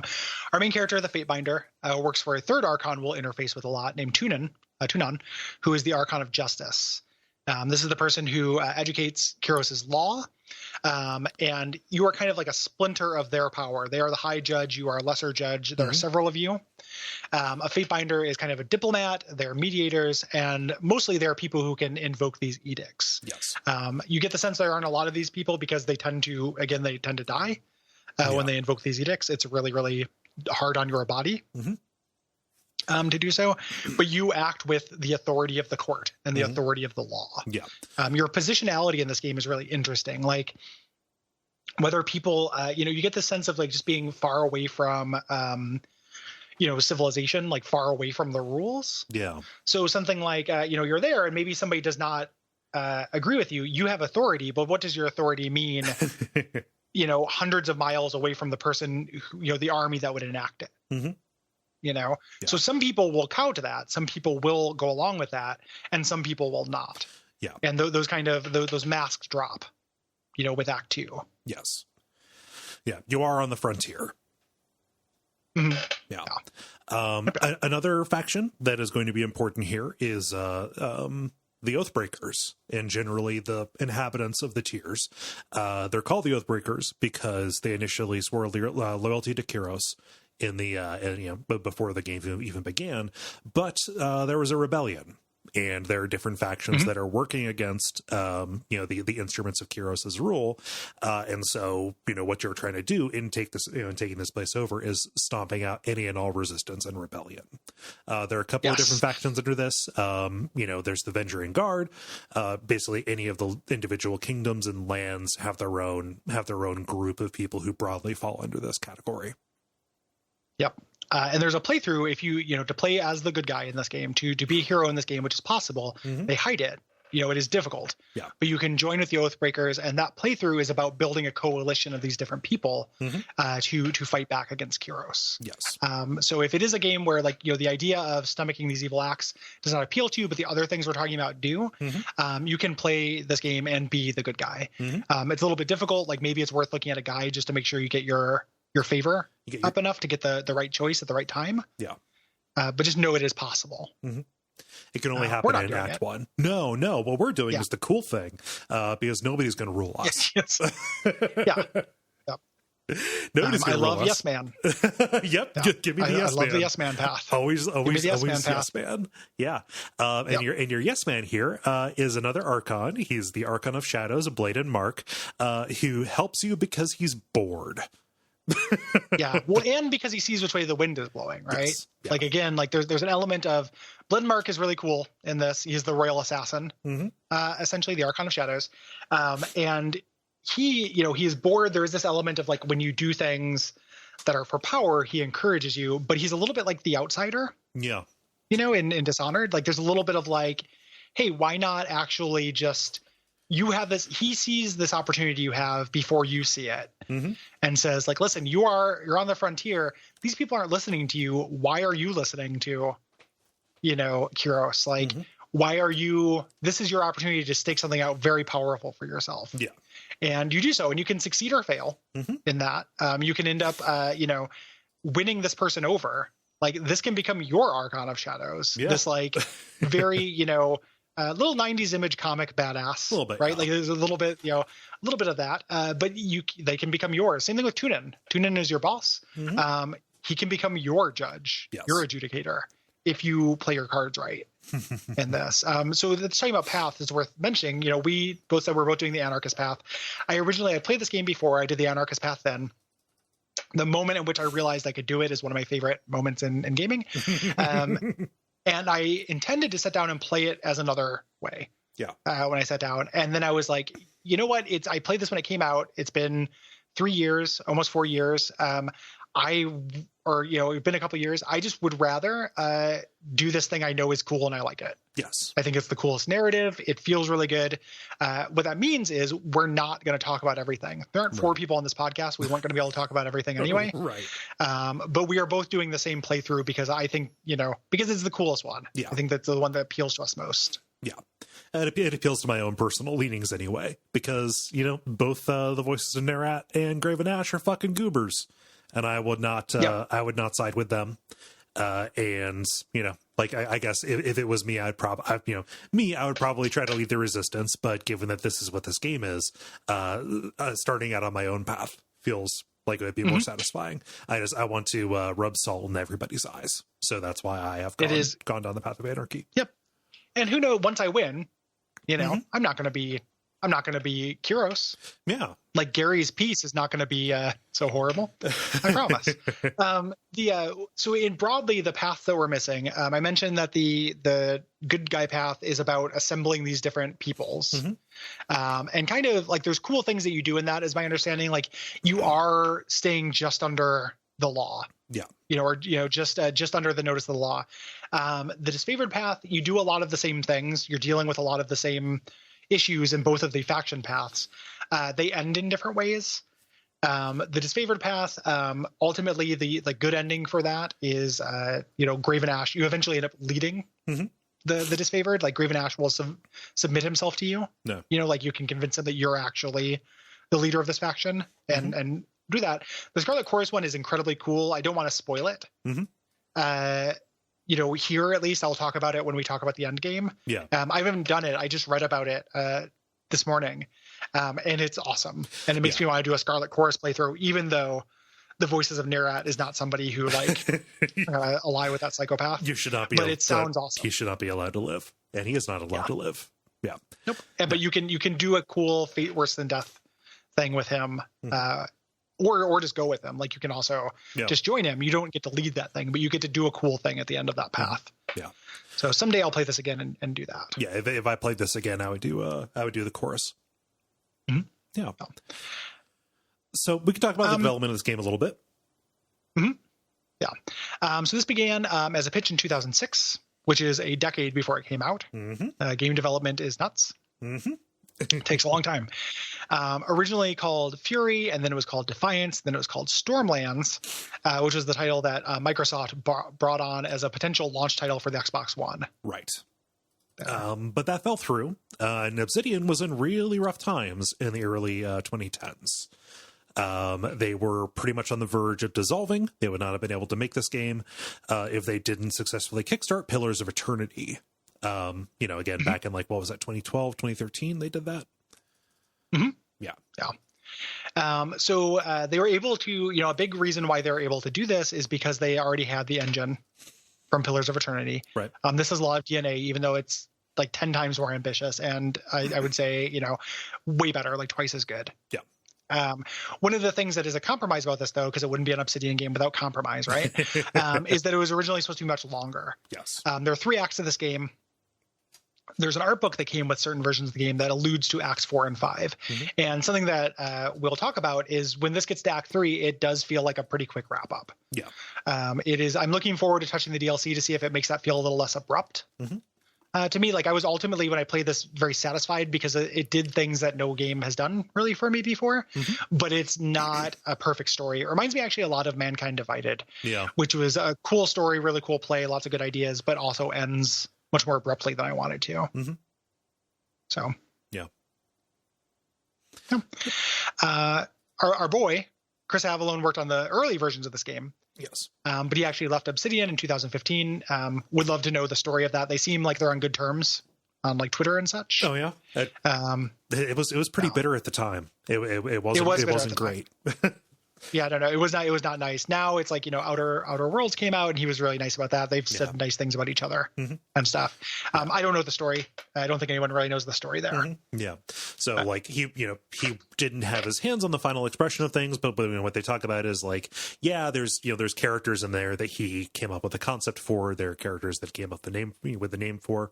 It just when you talk about Obsidian, when you talk about Chris Avallone's relationship, in my mind, he had much more of a hand in the stuff stuff that has come out like since Pillars of Eternity, since Tyranny. Not necessarily the case. Yeah, it is the danger of auteur. Yes.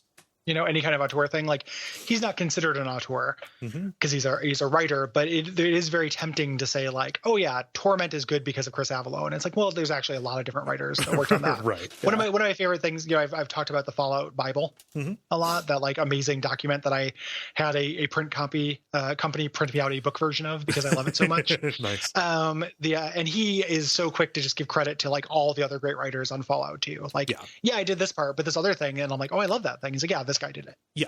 It wasn't all him. So, that's one of the things about Obsidian, like the kind of mild response to Outer Worlds. People have landed on that game as being like, this is like a B Obsidian game. Like, it's good, but it's not their best work. It's like a reminder, like, the company has other really great writers. It was never just him. Right. It was never just Chris. So yeah. Credit where credit's due. Yep. This game was pretty well received. Generally, people, love the story, like all the ambitious things that it does. But, the biggest bummer was the combat for a lot of folks. Additionally, that kind of abrupt ending, the sense of kind of, weird pacing, where you see the development resources kind of running out. But that feels pretty par for the course for Obsidian in a lot of ways. Of course. Yeah, very much so. I mean, I'm really hoping the DLC kind of shores it up. I'm being really curious.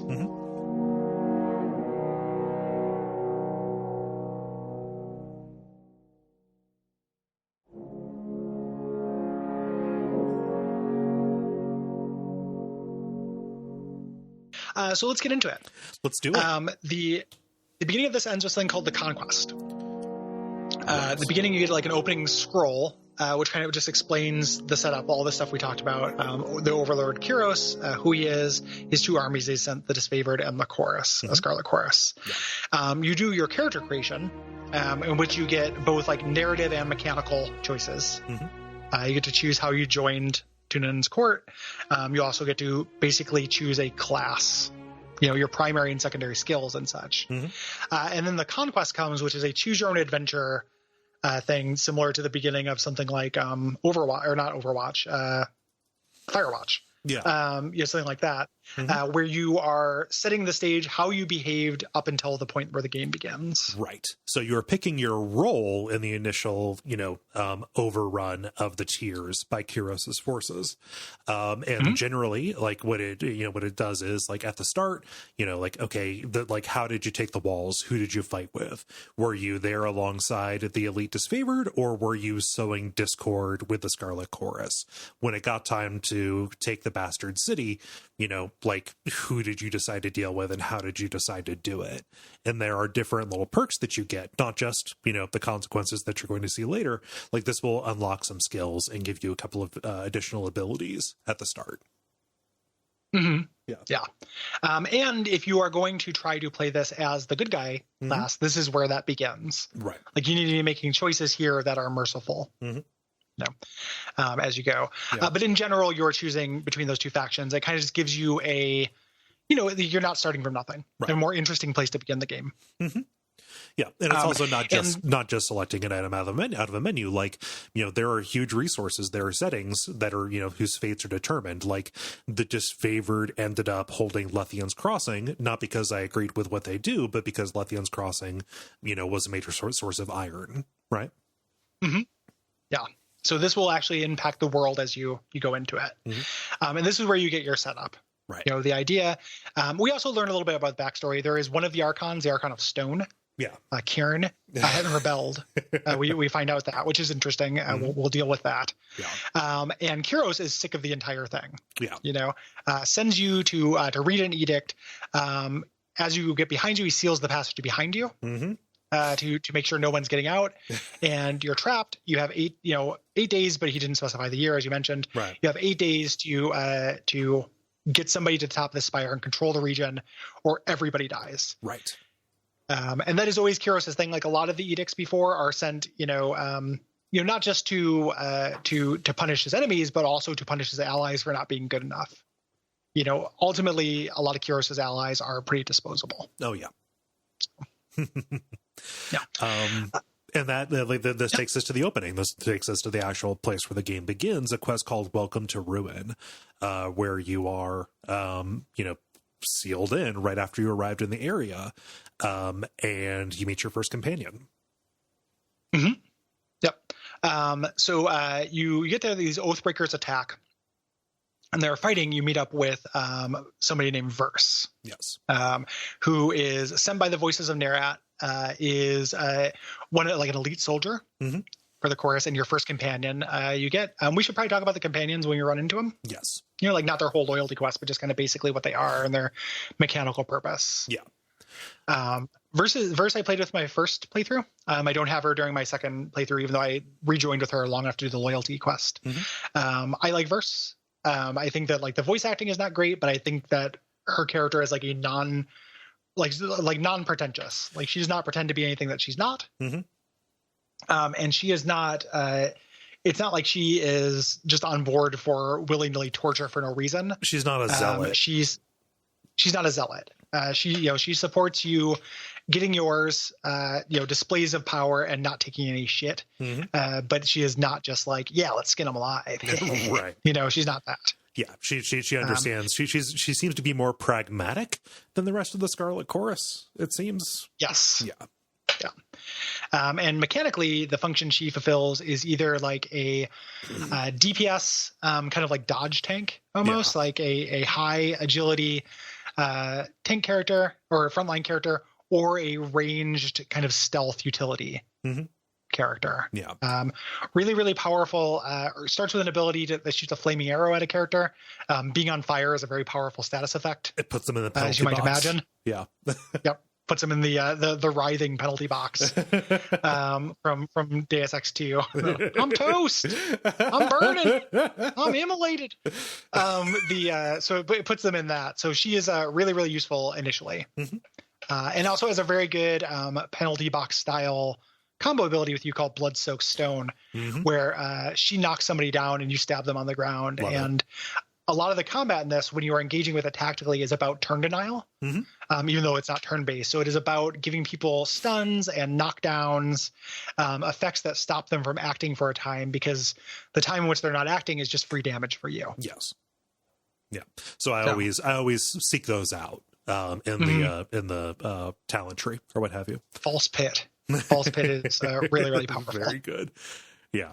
But she comes here. She has obviously been sent by the voices of Nerat to keep an eye on you and to guide you into his clutches. But yeah, we pass through. This is a very simple combat area. You meet a second group of Oathbreakers, and you're joined by a kind of a minor figure in the Scarlet Chorus, this blood chanter named Mocking Blaze. We're going to be dealing with him later on, and you're just cutting a swath through this. Yep.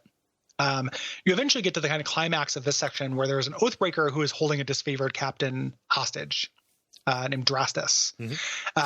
You can handle this in a bunch of different ways. Yeah. You can just say like, fine, take him. You can attempt to save the disfavored captain, and if you don't have any stat to kind of juice this, like, you'll fail. Yeah.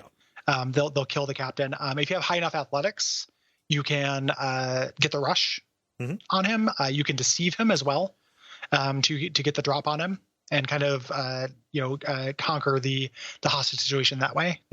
Kind of win it that way. There's a bunch of different ways you can do this. Something I like about those individual checks, for things like subterfuge, for things like lore and athletics, all of those are incredibly useful. I think that lore has ultimately gotten me the best results when I've used it. But just because you pass it doesn't mean it's going to succeed. If you lie to them, like, they can say, "Oh, that was a really good try. However, I know X, Y, and Z." You can use lore to, you can use athletics to try and intimidate them. That might not necessarily go through. You still have to consider what will be a good tactic for the situation and for the person at hand.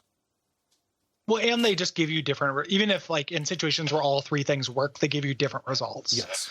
So like intimidating somebody with lore will affect the characters who know about that. So if you say like, actually, we're having this fight under a spire, that's incredibly dangerous. The people are like, oh shit, magic. Like, they're going to leave, which means they're going to get rid of their mages. But if you just are a total badass, you might get rid of some of their warriors. Yeah. It allows you to kind of tailor in a way that's really interesting, because you tend to, as playing this time, I'm playing a warrior. I'm playing a big two-handed sword DPS guy. And so I have high athletics. And this is before last time I played with high lore. With high athletics, you tend to intimidate warriors, which leaves the mages. Yeah. Whereas vice versa. Like if you are a mage, you might intimidate the mages and leave the warriors. So you're kind of left up with your opposite number, or the people who are left. Which is really interesting. Usually I just get rid of archers, which is great too, because the archers are really annoying in this game because of the engagement, the attacks of opportunity. Yeah. So for me, I let Drastus die, and I was like, go ahead, fucking take him. Like human shields can't work. Drastus sucks. Yeah. And Aurora takes command for me. Didn't gain me any real favor with the disfavored. The thing is, because there are so few of the disfavored, and because of how Graven Ash's power works, any individual loss of one of them is devastating to the entire group. Yeah. So it's really a big deal. I didn't know that here, but it comes out later on. We just like when you are poking at and trying to learn what the individual weaknesses of these archons are. On our way back, where we were on Mocking Blaze again, they have a prisoner here. This character named Aurora, like who shows up, says like, "Hey, what do we do with this prisoner?" Mocking Blaze wants them to be recruited. Aurora says, "No, they need to be executed." Because they're just going to take up arms against us, and they're saying like, "Hey, your scouting teams keep defecting and disappearing. Yeah. Like your thing is not working." Right. And they're like, "No, this is the rule. Like this is what we do. It works sometimes and it works good enough." Yeah.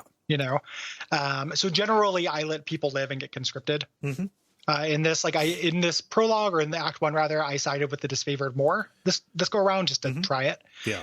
But I was not, I'd let people get recruited. Yeah. And you can do this for multiple ways. You can be like, yes, this, the disfavored don't know what they're talking about. The Scarlet Chorus have the right way. Or you can just say, hey, it's the law of Kyros that they're allowed to do this. Yes. You can actually just kind of pull rank. Yeah.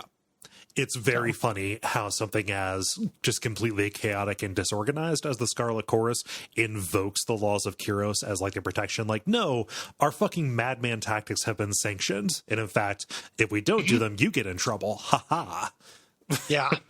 There's an element of just like nya about it. Yes. But it's also like, I think that they think that, it is effective, right? Like one of both of these factions are equally effective and ineffective, which is kind of the premise of the beginning of the game. Like neither of which is the right way. Yeah.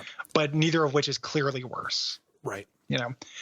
So afterwards, you're told by somebody you have to go to the disfavored camp, which starts our next quest. What's important here is that the Oathbreaker that you find, they've got this parchment that has a recruitment letter written in a bunch of languages.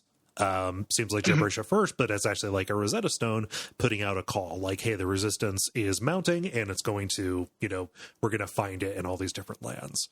But yeah, our first task is to go to the disfavored camp to learn about the Conqueror's will. And you can, there are a couple of different encounters, they're not random encounters in the base game here, but when you get to the disfavored camp, you can stop and talk to this merchant who is being held up by the disfavored to learn about the shakedown racket that they are doing with trade permits and such. You can learn exactly how the disfavored would choose to interact with the people and their different freedoms to do stuff in the land. And this will have consequences later. This merchant, you find out that they're stealing stolen wares. You can say hey, we need a merchant. You can say hey, give up all your stuff. You can ask for a bribe. You can do a lot of things like that. One thing I want to mention, there are random encounters in the game. This is not a random encounter. This is just kind of part of this map. But the way this game does random encounters, I actually really like. The way they do them as choose your own adventures generally, where sometimes you'll get ones that are just combats.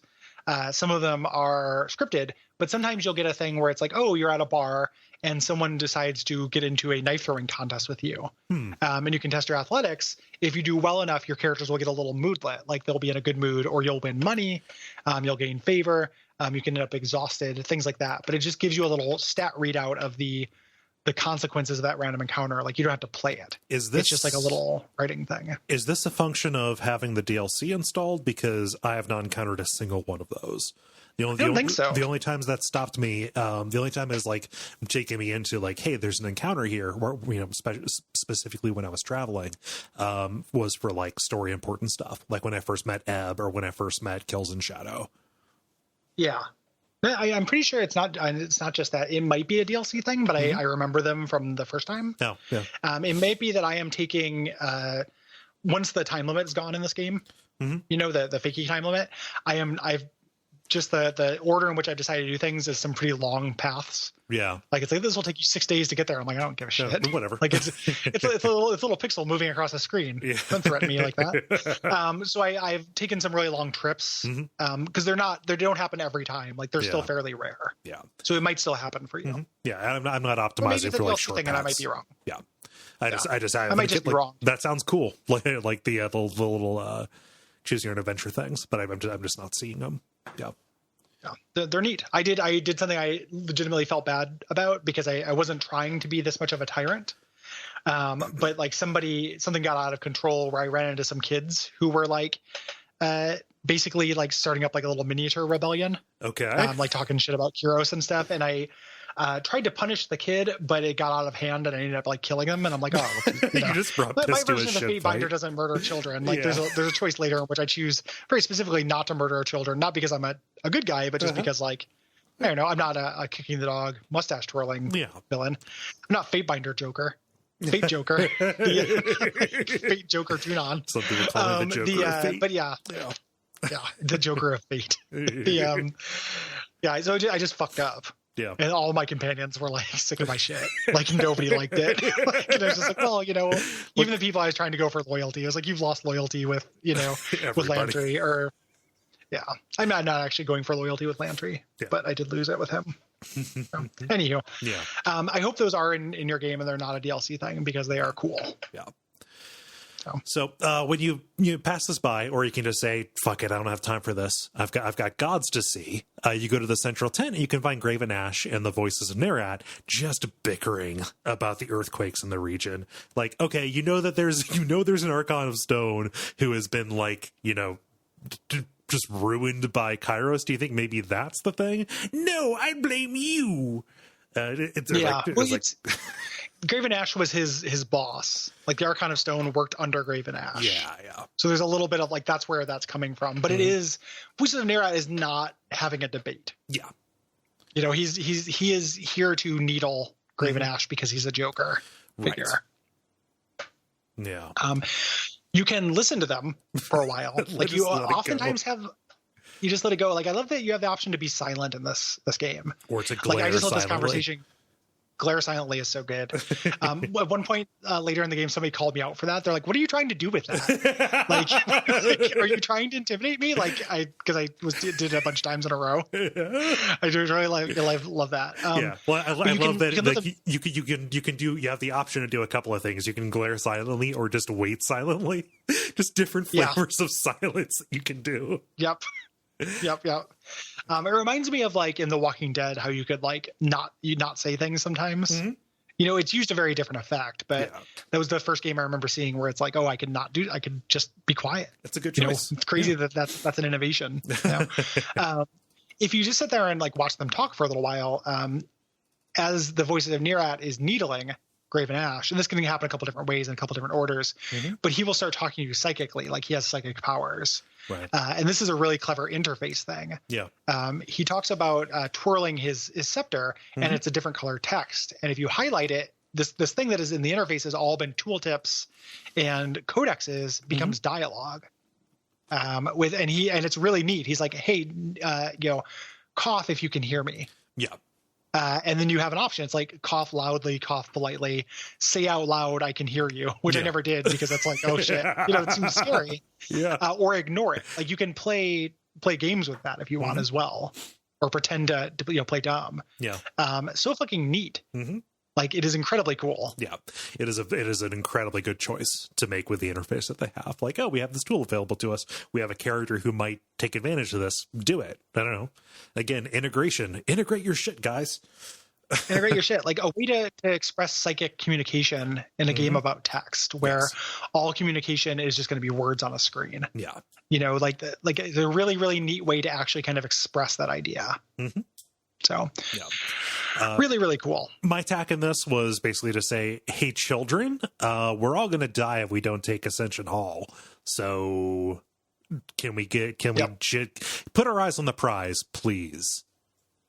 Yep. Yeah. And when you say it, there's like a big effect, like it makes the world shake. Yeah. When you declare this edict there, and this does shake everybody there.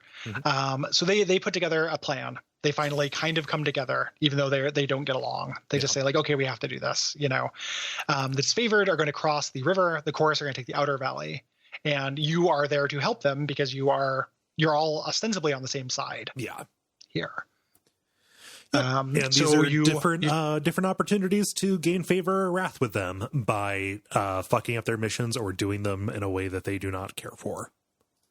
Yeah, or a way to seed sedition and get exposed to the good guys if you're trying that. Yes. Like these are all this first act really is a tutorial. Like in a longer version of this game, this would be a prologue because it really is just like, hey, go do a mission for both these people and get to know them. They're going to be your friends or enemies or both during the rest of the game. Yes. Yeah. So because I liked the chorus a little bit more, I decided to go to the Scarlet Chorus camp to start taking the Outer Valley. And you can do this in any order. Yes. So yeah.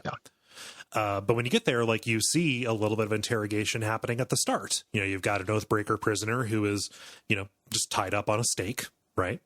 And you can go and interrogate for the captain here for Fifth Eye, somebody who I took a lot of pleasure in killing later.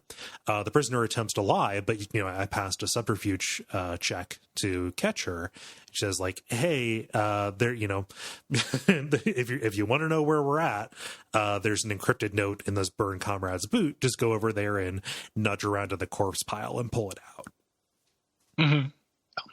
There's a lot of like things you can do on the way here that give you flavor of the Scarlet Chorus. Yeah. And things that kind of reveal their relationships. Like each camp has some emissaries from the other camp that are there, and none of them are participating really in good faith. Like you can go to, I can't remember the name, but you can go talk to the disfavored scout that's hanging out here, and he's just like, yeah, these people are fucking nuts. Like we're just, basically playing cards and ignoring them and not doing what we're supposed to be doing here. There's a part on your way in where you can run into a conflict between two gangs. That is like the organizational structure of the Scarlet Chorus. And one person is challenging another one for supremacy, and you can step in and basically like kick both their asses. You can favor one side of things like that. You can come in and Verse will have things to say about this if you come in and kind of take that power. So these are rich little areas. There's also in each camp that we go to, there's a merchant, there is a place to rest, and there are trainers. We should talk about the skill training system and basically the economy in this. Skills. So there are trainers who will train you in skills. Once you get up to a certain level, you'll level up in those skills, but you only have a certain amount of training you can do per level. And this costs money. So you run into a one-handed trainer, you can pump your one-handed weapon skill up, and if it goes up to a certain threshold, you'll gain an actual level just through money, not through adventuring. This can get expensive. But early on, it's a really good use of your money, which is rings in this world. Yes. Bronze, silver, or gold rings. There's other resources, like you have skins and you have scrap, something. There are multiple scrolls. Different I think there's 5 of them. Yeah. Iron ingots, scrap. These are things that will upgrade your base, which is a thing that will come later. And also be used to upgrade weapons and armor. Yeah. And do crafting and stuff. Like it's actually the economy item game, and this is actually pretty complicated. We talked a little bit about earlier about combat and stuff. There is a camping supplies, which are a big thing in this game. When you rest, your characters will automatically regain health after battles, but if you fall in battle, you get a debuff. You get what's called a wound. And a wound lowers your max HP and eventually can stack up with other wounds to give you other debuffs, and these are removed by resting. So you don't need to rest after every combat, since if it's a minor wound, you don't have to sit around and cast healing spells or do anything like that. Your characters will just regenerate. But if you do fall, you have to take a knee. You have to take a nap. Yeah, this isn't like Baldur's Gate. This isn't a D&D thing where you're taking long rests. Okay, I moved to a new room in the dungeon. Let's sleep overnight. Let's just kind of sit on this for a little bit. I'm gonna spend 30 days in this dungeon. Basically. And the weapons and stuff, it is really, there is an annoying thing. We talked about the 0.3 frost damage. Comparing weapons in this, the medium numbers RPG-ness of it doesn't serve it. it's pretty hard to get excited about a new weapon. I was thinking about a broad way of, in Abject Suffering, we talk about games where like we stop playing because we're bored, we stop playing because they're hard, or we stop playing because we run out of time. Another like broad categorization of games I was thinking about is games where I level up with enthusiasm or games where I wait to level up. Yeah. And in this game, like after an adventure, I go into a dungeon, I just do that whole dungeon. The end of it, I do all my levels up and I take stock of my equipment. Yeah. I don't like when I pick up a new weapon, I'm not excitedly comparing it with my stuff. I do it all at once as kind of a part of the rhythm of the game, like a phase. I treat it like a tabletop thing where like you level up in between sessions or after a big, a big set piece. And that technically I think that does speak to a weakness of it because it's not as exciting to level up. Like, you get some cool powers in this. Like I like the skill trees. I think you can get really significant things, but finding a new piece of equipment, a lot of it, because there's this sense of realism, like if this is an army with the Vendrian Guard, you're going to find a lot of Vendrian Guard swords. They're all pretty much the same. Yeah. There's that touch of realism. So finding just a sword tends not to be super exciting. Or going to a merchant and looking through their swords. Like, hey, the Scarlet Chorus is not selling like a magical blade, they'd be using it. They're selling Scarlet Chorus shit. So when I get to that rhythm, like after the adventure, that's also where I evaluate all the equipment I picked up, get my guys outfitted, go to the store, buy anything that's really good, and then I just start the next phase. Yeah. Yep. So, and there are artifacts. There are really cool weapons and stuff. There are unique weapons. We talked about reputation abilities. We didn't talk about renown abilities, which are tied to artifacts, where the longer you use this thing, it gets a reputation. So you can have a sword that if you use it a lot, people see it in battle, they believe that you have this ability, and then you have it. Yeah. So different weapons can also get really cool buffs if you stick with them. So neat stuff. Sorry to just do a digression, but I realized we had not really talked about the Yeah, it's a big system that I just neglected to put into the first part of the notes. Yeah, it's quite all right. Let's talk about after you get this note out of the boot. Can't read it. Nobody can read it. It's not because it's encrypted, really. It's because whatever sage wrote it, just because literacy isn't a huge thing down here, the sages have a monopoly on writing. Turns out one of the other prisoners here is a sage who was taken prisoner from the Burning Library, or what is now called the Burning Library. He says, "Hey, like I can probably help you with that. Maybe if you let me down." And this is Lantry, who Fifth Eye wants to kill, and I don't want to kill. Yep, you can say no. This person's useful. He's under the protection of the court. Right. Sages are not just a job in this; it is a faction. They are a group of people who are learned men who ran this library before, but it's also like a seat of power. Yeah, it's a little bit like Brotherhood of Steel. They hoard knowledge and keep it from everybody else. Which Kyros obviously has a problem with. Like one of the reasons why literacy is not a big thing in this world is because it's not really legal. Like you don't get to just be a mage and be literate outside of the confines of Kyros' systems in this, because the thing Kyros wants the most is controlling knowledge. So Lantry as a character fulfills a couple different roles. This is your first mage. I think he slots best as a healer. He has like a bunch of very powerful healing feats. Yeah.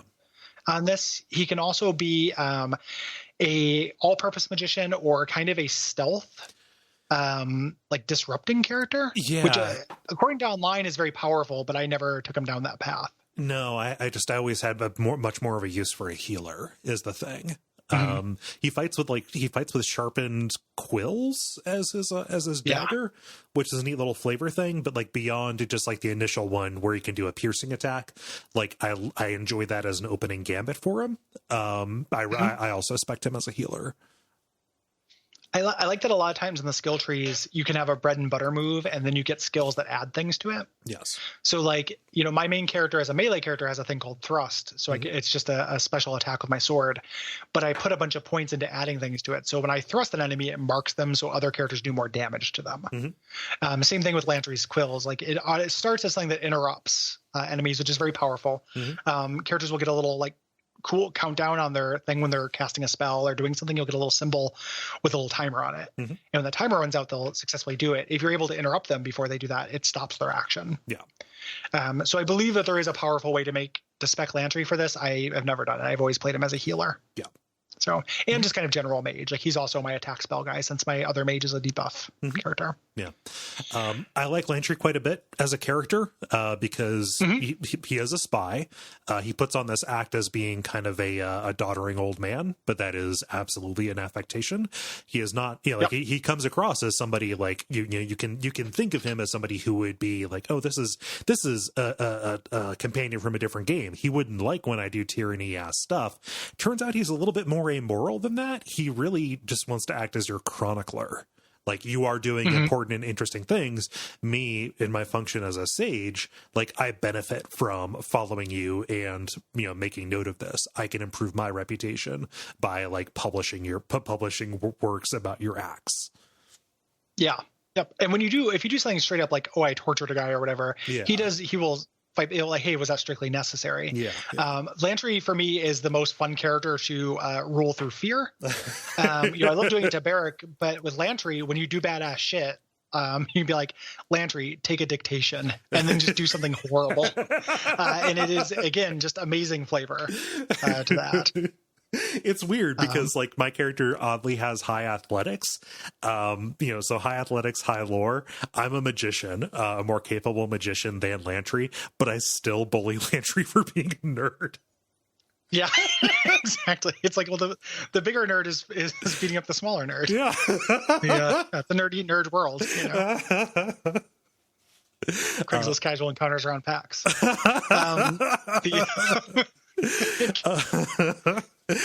But to get Lantry, at least for me, just okay. Well, to release this prisoner, like there needs to be a trial, and in the Scarlet Chorus, it's trial by combat, and so I fight alongside Lantry in verse in order to get him out of his prisoner contract. Okay. Yeah, I don't know what choices brought me to this, but I was able to just say he had the protection of the court. Oh, well. Like, I'm conscripting him. He's mine now. I own him. Mm-hmm. And then I think that the Fifth Eye pushed back, and then I headbutted Fifth Eye in the nose. Oh, yeah.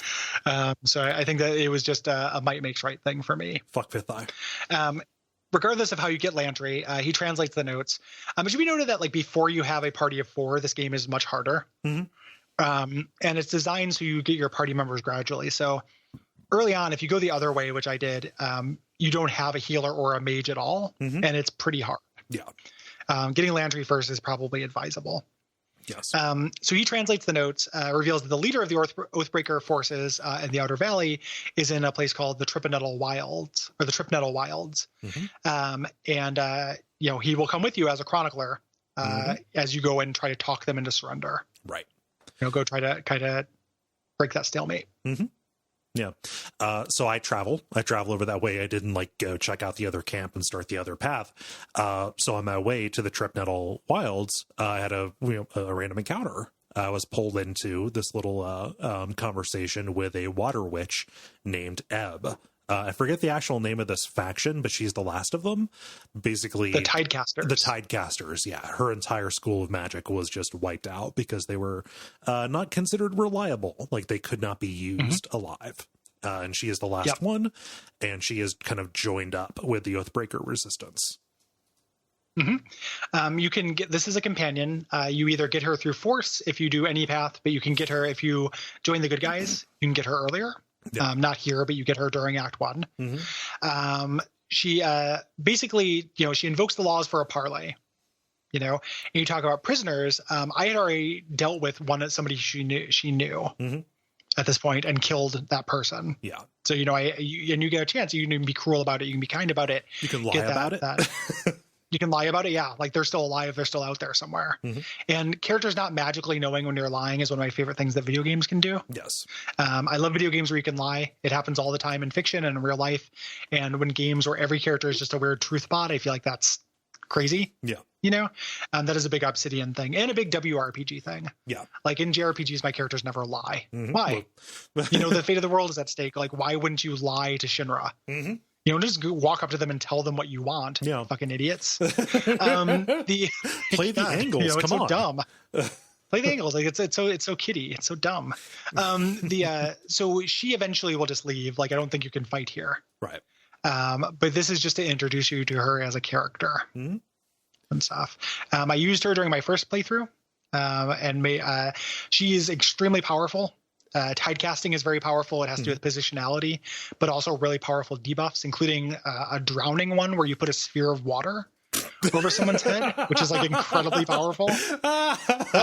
We call this the reverse diver. It is, yeah. It's very much that. It's like your Mysterio is having a bad day, like Mysterio in the rain. Damn, my suit flooded. And then she has this thing called Gravelight, which is the power of the moon in this world, which deals with life drain. Yeah. And the Gravelight path, at the end of that's incredibly powerful, like heals all your party members and damages the enemy. So she is a very, I think as far as like the NPC mages, she is by far the most powerful for damage. In this, her personality is a little wet bread, a little wet bread, white bread. Wet bread because of Ebb, but like she's not that exciting to me as a character. Right. Yeah.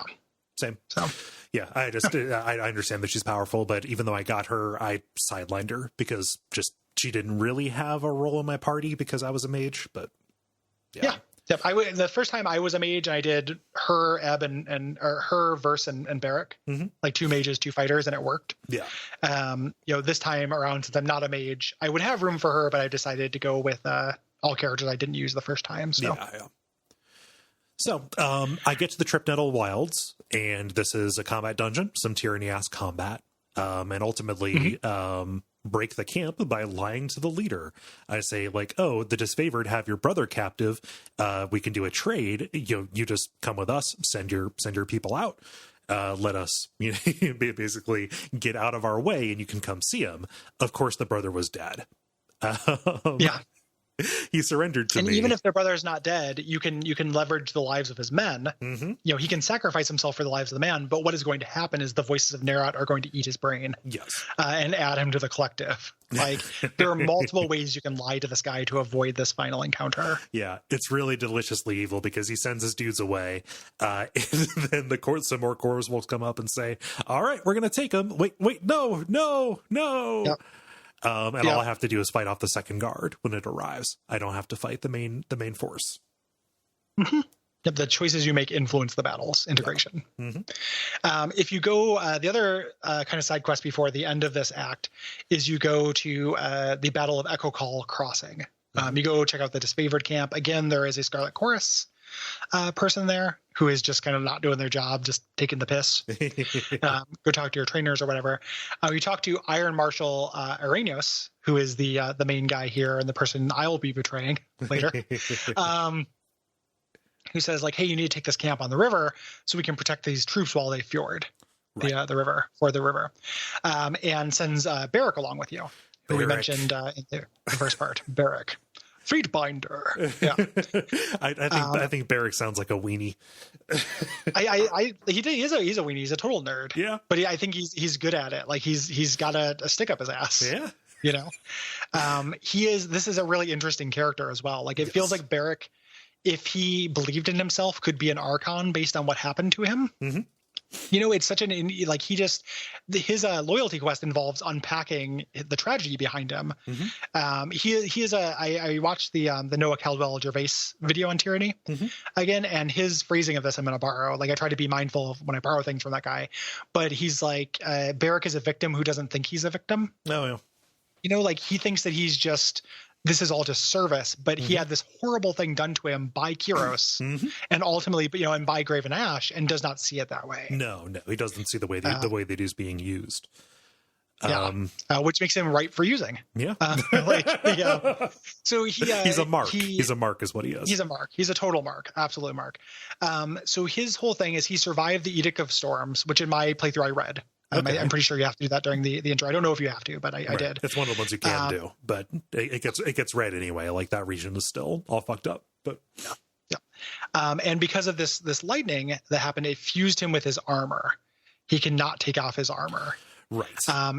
And this is really cool. This is very like shades of Valior or Valor from Torment. When you talk to this guy later, there's like things where he starts doubting that he exists. Right. In the armor. And there are ways, if you're being cruel to him, you can tease it. Like you can be like, hey, how do you, like, do you ever, do you masturbate? Like, how do you go to the bathroom? Like, what do you do?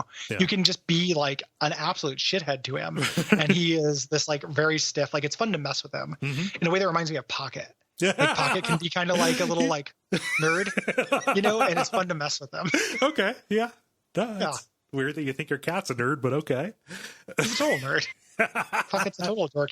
His big thing is like reaching up to the blinds, getting stuck, and then looking over at me like I did something. I'm like, oh, no. Okay, that's very nerd behavior. Can't do it, you fucking nerd. Solve your own problems. Stop doing it. Yeah, but just the like Barrack, he is completely fused inside this armor. Like it's like the my brother and me gag, the shitty Iron Man. Just dip me in bronze, but oh no, I didn't leave a poop or pee hole. Like when you inspect him, he reeks of sweat, feces, and whatever oil keeps him mobile. He has to keep on oiling himself because he is basically a golem with human meat inside. And one of his worries is that like if I do exist in here, I may just dwindle away and be nothing but armor at the end of this. He's afraid he's going to go Black Knight. Yep, which he would, because it this very powerful magic was involved. In this thing. I mean, do we like? I know something about like what is ultimately doing this. Do we want to talk about like why he is a victim and why he is being used by Graven Ash? Sure. Yeah, we can, and we'll talk about this stuff more in the second episode. When we like, we'll do like a roundup and talk about all the companion quests and everything. But we can kind of mention that now because it's the cool mystery. So it was fused to him, but because of the protection that Graven Ash has over him, the armor is considered to be a skin. Whenever he tries to take it off, the protection of Graven Ash is what fuses it back onto him because it is considered to be a part of him. Yeah. Yeah, it literally heals. And what's really cool is you can go and take him to Tunon and be like, hey, you know, what about getting this guy's armor off? It's like, why would Kyros want that? Mm-hmm. He's more effective with his armor. Yeah. You know, like we order no one to do this. Right. Like you will just die in that because that's what serves the overlord best. Mm-hmm. It's very tragic, and he's good with it because he's a toady. You know, he is a pathetic little worm. Yeah. But he's my worm. Yeah. In his relationship, you know, you show up here, you've already got Verse in your party. He's got this really belligerent relationship with Verse. They have a history. Mm-hmm. What they do with that is way more interesting than what it seems at first. Yeah, it's cool. Yeah, it's very cool. He is a tank. His two things, you know, as we mentioned, he is either a damage sponge or a damage dealer. He's very good as a damage sponge. Yes. You really can engage like basically an entire other force and really just kind of stand up to a lot of punishment. Mm-hmm. Yeah. So really valuable as a tank. I saw that he had a taunt and I was like, yes. And then you can augment the taunt by saying like, oh, he can be in engagement with, I think up to like 4 other people on the other side. I think it's like 3 or 4, which is incredibly overpowered and opens up basically a whole other slot for me to throw in a mage to do more crowd control. Yep. Yeah. Really effective character. Yeah. I'm not using this run through because my main character is somewhat like that, and I'm experimenting with the other tank, who I like way less. But I'm just trying to engage with characters I didn't engage with the first time. So my least favorite character in the game, which we'll get to next episode. So your main goal here, when you get to Echo Call Crossing, you know, as the Fatebinder, you've got to mediate between the chorus and the disfavored at this battle site. Things have gone very, very wrong. You get here, the lieutenants are bickering. Many soldiers have died as this, you know, one of the main bridges that they have to get across has been destroyed. Yep. Ebb did this. They have a Tidecaster. Right. Again, like the last of the living Tidecasters is a big deal. And this is a cool, like, one of the things I love that CRPGs do a lot of times is get around budget constraints. Like showing this water flood over everybody might be kind of a pain in the ass. Yeah. But we're just told that it happens and we see the aftermath. Right. You know, so like, yes, like crossing a river, having a Tidecaster can probably hold a river, you know, very easily. But we don't have to see that. It's not flashy. Right. You know, it's very modest. So you go to cross the bridge. The Oathbreakers pull up a drawbridge, and you say like, you can say like, hey, let me cross, and there'll be mercy. And they flip. Like people swear in this game. Yep. Like they just use modern slang. Like Verse says fuck all the time. Yeah. You know, and it's I have mixed feelings about it. Like at some point she starts talking about an old gang she belonged in called Ass Gang, and everything about Ass Gang sounds weird to me. It's extremely like Pornhub tag. It has a weird phrasing to it. You know, like it's, I don't know, Ass Gang. Like the first time I was in Portland, it was when I went on tour and we played at a place for house shows, and it was known as the Butt Club. And it was just like, oh, we're going to go play at the butt club. Like, there's just something about that that's, I don't know. What part of a butt? Like, what function of the butt is this? What function of ass does this gang engage with? It's unsavory. It's unsavory is probably the right way to prise it. Yeah. Like the shit gang, or like the, is it like the shit eating gang? Is it the butt fucking gang? Is it like the ass kicking gang? Is it just the, why would you ever call yourself the ass gang? I love what that says about the Scarlet Chorus, that you can just roll with a crew called the ass gang and you're a part of you're part of the organization. You're proud of the ass gang, and anyone who makes fun of you, like in this world, me being like, why would you call yourself the ass gang, would get my throat slit. Yeah. Because they would just beat me up because I wouldn't make it in the fucking chorus. Immediately, like, here, take up your weapon and kill your friends. I'm like, really? And then that'd be it for me. Yeah. So, like, what I love about this drawbridge and about making the demand is how little power I have here. But like, I'm playing Tyranny, so I'm going to try and flex, and I say, let me cross, and all they call it out it's just because you're playing Tyranny, it doesn't change the situation. They have all the power here, and it's fucking funny that you think you can talk them out of it. Mm-hmm. Yeah. Well, again, no, people aren't acting like a fucking idiot in this game. Yeah. Like that would be, again, I just feel like it's better writing that they recognize that. Like, a lot of times you will, when you get to the end of one of these lieutenants, or when you corner them, you're like, why are you fighting? Like, you're you're going to lose. Like, you should surrender. And I feel like in some games they would just do that. In this one, though, they're like, listen, here's the argument why I wouldn't do that. Like, it doesn't matter if I surrender. I don't want to join the voices of, the chorus. Mm-hmm. And if I don't surrender, I will be a martyr. Like, they make kind of cogent arguments about it. They don't just like say yes or no. Yeah. If the option is living under you or dying standing up, I will die standing up because that death will be more useful than, surrender. So it's not just like them just saying yay honor or whatever. Like, it actually, like, they make a point. Yeah. Like the writing is more sophisticated than I'm used to in most video games. It's very good. So good job. Yeah. So this creates you being there can create enough of a distraction for the chorus to set up a crossing rope on this other bridge downriver. I love when you go to do this. Barrick's like, yeah, that rope's pretty flimsy. I'll go last. Yeah. It's Yep. So you get across, you do some fights, and let the drawbridge down, and they're in this little village that you have to clear. Yes. Kind of going through. This is your first really tough fight. This is really hard. Like, you gave me the tip that you need to manage your choke points, right? Yeah. Yep. Choke points are really big in this game. Yeah. Because of the engagement system. So it has a little bit of like, positionality matters in this. Like, it's another way in which this combat system is a little bit more complex than it initially seems. And most of the battles are set up where choke points, like, you get to make choke points because characters have like an aggro range. So if you put your barrack who can engage 4 people at a place where anybody who wants to get to your mages has to go within like an arm's length of him, they can't do so without taking a big attack. Right. Like, you can make a choke point. You just have to turn off the AI. You have to turn off the AI so that they don't follow you. Yeah. Like, the AI is not good. The way that the real time with pause nature of it makes this tricky. And the other thing is there's one of the big disappointment I had with Pillars of Eternity, like the one example I point to that was like my disappointment with that is early on, there's a thing where you're taking a keep, and in Baldur's Gate, I am used to, like, I know the bad guys here. I'm going to send some summon monsters at them to soften them up and start the encounter before the game is ready. And you can't in that game.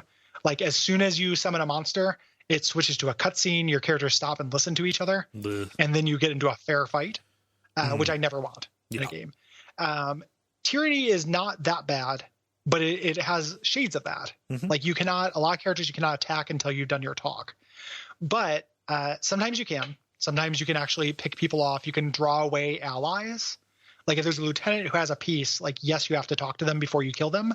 But sometimes you can draw away their allies first, not just through dialogue. Like, there's a little bit more freedom than that. Yeah. So with something like this, like, you can put somebody up as a choke point for this encounter, get your backliners behind them, turn off their AI so they can pepper the people engaging with Barrack with arrows. Lantry and Verse can do that.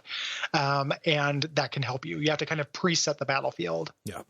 It's not Divinity. It's not as good as that, but it's better than Pillars was. Yeah.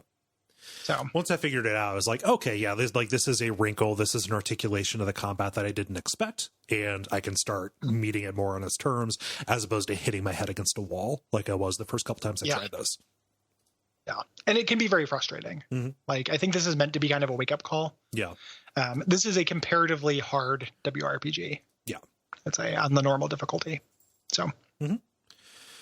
So, yeah, like she's left alive, and I choose to enslave her. I send her to the chorus. At this point, I didn't know that she would get shown the deadlights, so I probably would have killed her if I knew that was what was happening. And I also chose to save the village instead of burning it, so I sided with the chorus both times. Yeah. Generally, I let the people live. When you return to the disfavored camp and report to the Archons, they're fighting again. Right. And this time they're talking about, listen, we've done the things we need to do. We're going to lead the assault on the Citadel. Who is, who should lead this assault? Yeah. Who gets to be the vanguard? Yeah. At this point, like, I don't know that it's, I don't know that it, like, you can choose to be neutral on this. Like, I think that you have to pick one or the other. Yes. Yeah. Which I ended up choosing. Again, I was doing disfavored until I wasn't, just to do it. So I ended up having the disfavored. This articulates in minorly different ways. Yeah, and it changes the starting condition for the assault on the Citadel. But regardless, like, this conflict comes to a head. Like, each of them, both, Voices of Nerat and Graven Ash, want the glory of taking this final spire, of getting the edicts, of getting the edict dispelled, etc. And, like, Graven Ash attacks like that, like they fight each other, and it even comes out that Graven Ash is working with the Vendrian Guard to a certain extent. Like, this is the beginning of the Civil War. This is where the schism comes to a head. And it's both, which is interesting, because later on also it comes out that the Scarlet Chorus had agents in the Vendrian Guard. That's really funny. Like, and that's what lends so much like credence to the idea that Kuros's whole idea was for you to come and kill them both. Yeah. This is also the conversation, I can't remember exactly how it articulated, that it came out that the Voices of Nerat basically deadlighted Graven Ash's son. Oh, yeah. At this point, like, had him. So, like, the bad blood that is personal between them is huge and insurmountable. Yeah, they're never going to get over it. Yeah, it makes sense that they don't get along. Like, it's not like, oh, I wish there was a way to get both. Like, no, like, this was never going to happen. No. At this point. So you get different, at this point for me, because I had chosen the disfavored path, the Voices of Nerat leaves, is after they get into like a brief scuffle, his lieutenant sends him away. They teleport away. And Graven Ash was like, this cannot be. Hand over your spy. And like basically said, hand over verse. And at this point you can flex the court, just be like, nope, this person's under my protection. You can say like, actually, I'm feeding false, and you can like draw Graven Ash aside and be like, I'm feeding false information to the Voices of Nerat through her. Like, there's lots of ways to keep her, or you can hand her over. A couple places you're asked to sacrifice your companions in this game, and you can always do it. It's not like a but thou must thing. Right. But I liked verse and I wanted her for this next section, so I did not. Yeah, of course. For me, because I sided with the Scarlet Chorus and Graven Ash attacked, I was knocked out and woke up outside the Citadel, or when not outside the Citadel, woke up outside the camp. Barrick was attacking me, and Verse attempted to stab him, and I ordered him to stay at least until the edict is stopped, saying like, "Hey, you're a lawful boy, right?" And things ultimately work out between Barrick and Verse because of their relationship, which we can talk about later. Yep. So that can happen a couple different ways. I also ended up going to meeting this character at the Scarlet Chorus camp, even though I was on my way to the Citadel here. So I can't remember when I met her exactly. Yeah. I think I was turning in a quest, like I was coming back to get a reward. Yeah. But there's another Archon at play here. Yeah, she was a big deal in the conquest for me. Dealing with her and her thralls, let's say, Siren. Yes. The Archon of Song looks like Siren, but it's Siren, and she is a teenage girl. Yep. And she, from a very young baby, she basically has the ability to make people feel the emotions that she's feeling through her song and do mind control. She fascinates. And she's had it since she was a baby. Yeah. Which again, making the metaphor real, right? Like. the cry of a hurt baby is a distressing sound. You feel a distress when you hear a baby cry. That was powerful enough and people believed it enough where now it is literally true. Yes. Where she can sing and her voice and people follow her. She is another companion. You don't get her until Act 2. Right. But I'm rolling with her this go round. Archon Squad. And she is an incredibly powerful buff and debuff character. Yeah. She plays like a bard from Pillars of Eternity if you have played that game. But in like a bard, she does not have to. One of the things that I think Obsidian did a really good job in updating the D&D formula was like, it sucks that you give up an entire party member to have this buff. Yeah. Like the bard just stands there and sings. What if they could sing and swing a sword? Yeah. What if? So they just make it a bonus. Yeah. So, yeah. But she's very powerful. She's an interesting character. She is not evil. She's just really damaged. As you would be if people, if you could influence people's emotions from a very young age. Yeah, yeah. You wouldn't have developed the necessary compensatory muscles, let's say, socially. Yes. Yeah. And her arc revolves around kind of teaching her that there is a better way than just that. Like you kind of make her grow as a person. Yeah. In her arc, it's not necessarily being a good person, but it's being, gaining maturity. Maybe a little bit more of a complete person than she starts out. Yes. Yeah. Yeah. Yep. I was not able to call her on this. She starts mind controlling you when you get there, but you have to have a certain lore amount to call her out on it. Yeah. So one of my companions ended up snapping me out of it. This made her respect me. She was like, "Oh, you're interesting. Okay. Yeah, I can't wait to get her into my party." She's cool. I don't like her voice actor very much. Particularly, it's like a little it's like weird. Her voice is squeaky. Yeah. In a way that I don't love. But she's a really, really valuable party member. Takes a little while to get going, but she's incredibly powerful. Yeah. So I go talk to Five Eyes. Yep. I'm like, "Okay, Dick, what do you want me to do?" And Five Eyes, burgers and fries. And I will be the vanguard of the vanguard. We're basically going to do like a direct attack. And who was your lieutenant that you were under? The guy we talked about who is at the Marshal Aranos, Marshal Aranos. Yeah. This section is actually very similar, regardless of who you play. You end up coming at the thing from different ways. Both factions have somebody trying to break down the wall. For the disfavored, it is the Earthshakers, the remaining loyal Earthshakers. And there's a side quest you can do with them to go grab the remaining loyal ones if you side with them. So they have some Earthshakers. Otherwise, the Scarlet Chorus have their Blood Chanters trying to break through. But either way, you have to go scale the wall on one side or the other to stop the people who are trying to interrupt their magic. Right. So they can actually storm the gates and open up the courtyard. So lots of little skirmishes as you make your way into the courtyard and clear it out. But ultimately, you do open up the gate. And this is where the chorus and disfavored meet. And this is where the Civil War starts.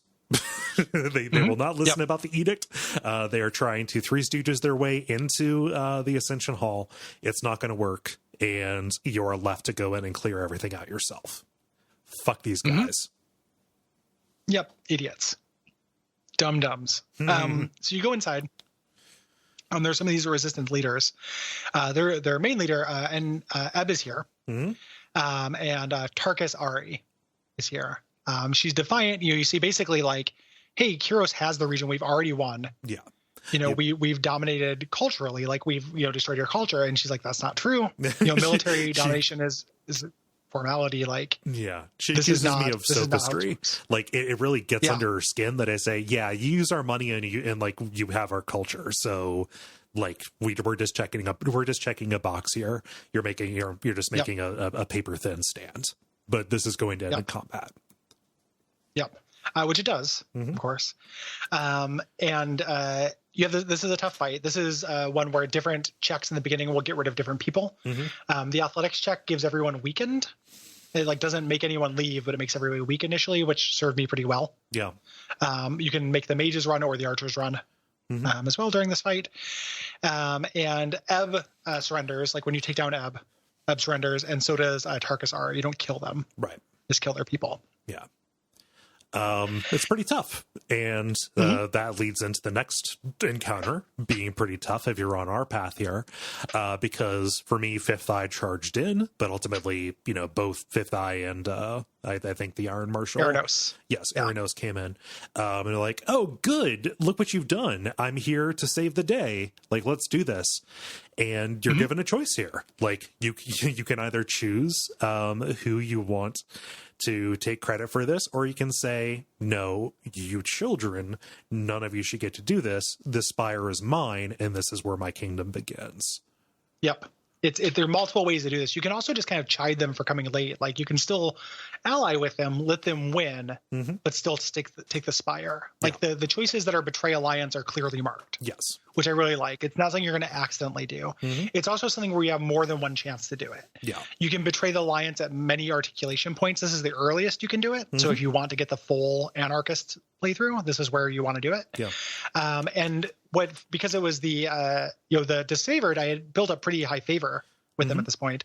They were genuinely really surprised. He's like, listen, I know the heat of battle can make somebody make your blood run. Let's talk about this. And I'm like, there's nothing to talk about. Like, I played you like a fiddle. Yeah. You basically can just, ascribe motivations to your choices you made earlier, like cast all of it into doubt. Yeah. But it gives you 2 boss battles back to back. Yeah. It's hard. Like, I did not fight Fifth Eye. Fifth Eye was not here. Okay. Like, that person still lives in my game, but I fought Iron Marshal Eros. I didn't fight Iron Marshal Eros. I just fought Fifth Eye. And Fifth Eye comes with the mage that is really bad news. Yep. Yeah. And you get unique stuff for this because depending on who you kill, you get their things. Yeah. In this. So this is, extremely, really, really tough. You don't get a chance to heal between battles. Right. Right. Like, it is just a back-to-back battle. Yeah. Really, really hard. Took me a couple tries. Yep. Then you claim the spire, which causes this like big power thing. Like you float up in the air, like energy swirls into you. And you awaken it and you go up to the top of the spire, which these are going to be your strongholds for here. But there's some narrative stuff to do here. Yes. Now that you've fulfilled the edict, you gain that power. You get a little message that says like your power increased. And you can now teleport to the top of this gigantic tower. And once you get more towers, which you're going to want to do, you can teleport between them. This is like a fast travel that you can do. And they fulfill different functions. Like, they're basically buildings. Like, this is the library tower. This is the forge tower. This is the training tower, etc. Yes. So for me, I had Fifth Eye, like, okay, well, what is our first act as an official rebellion going to be? I opted not to write a letter. I had Lantry take dictation, which increased his fear.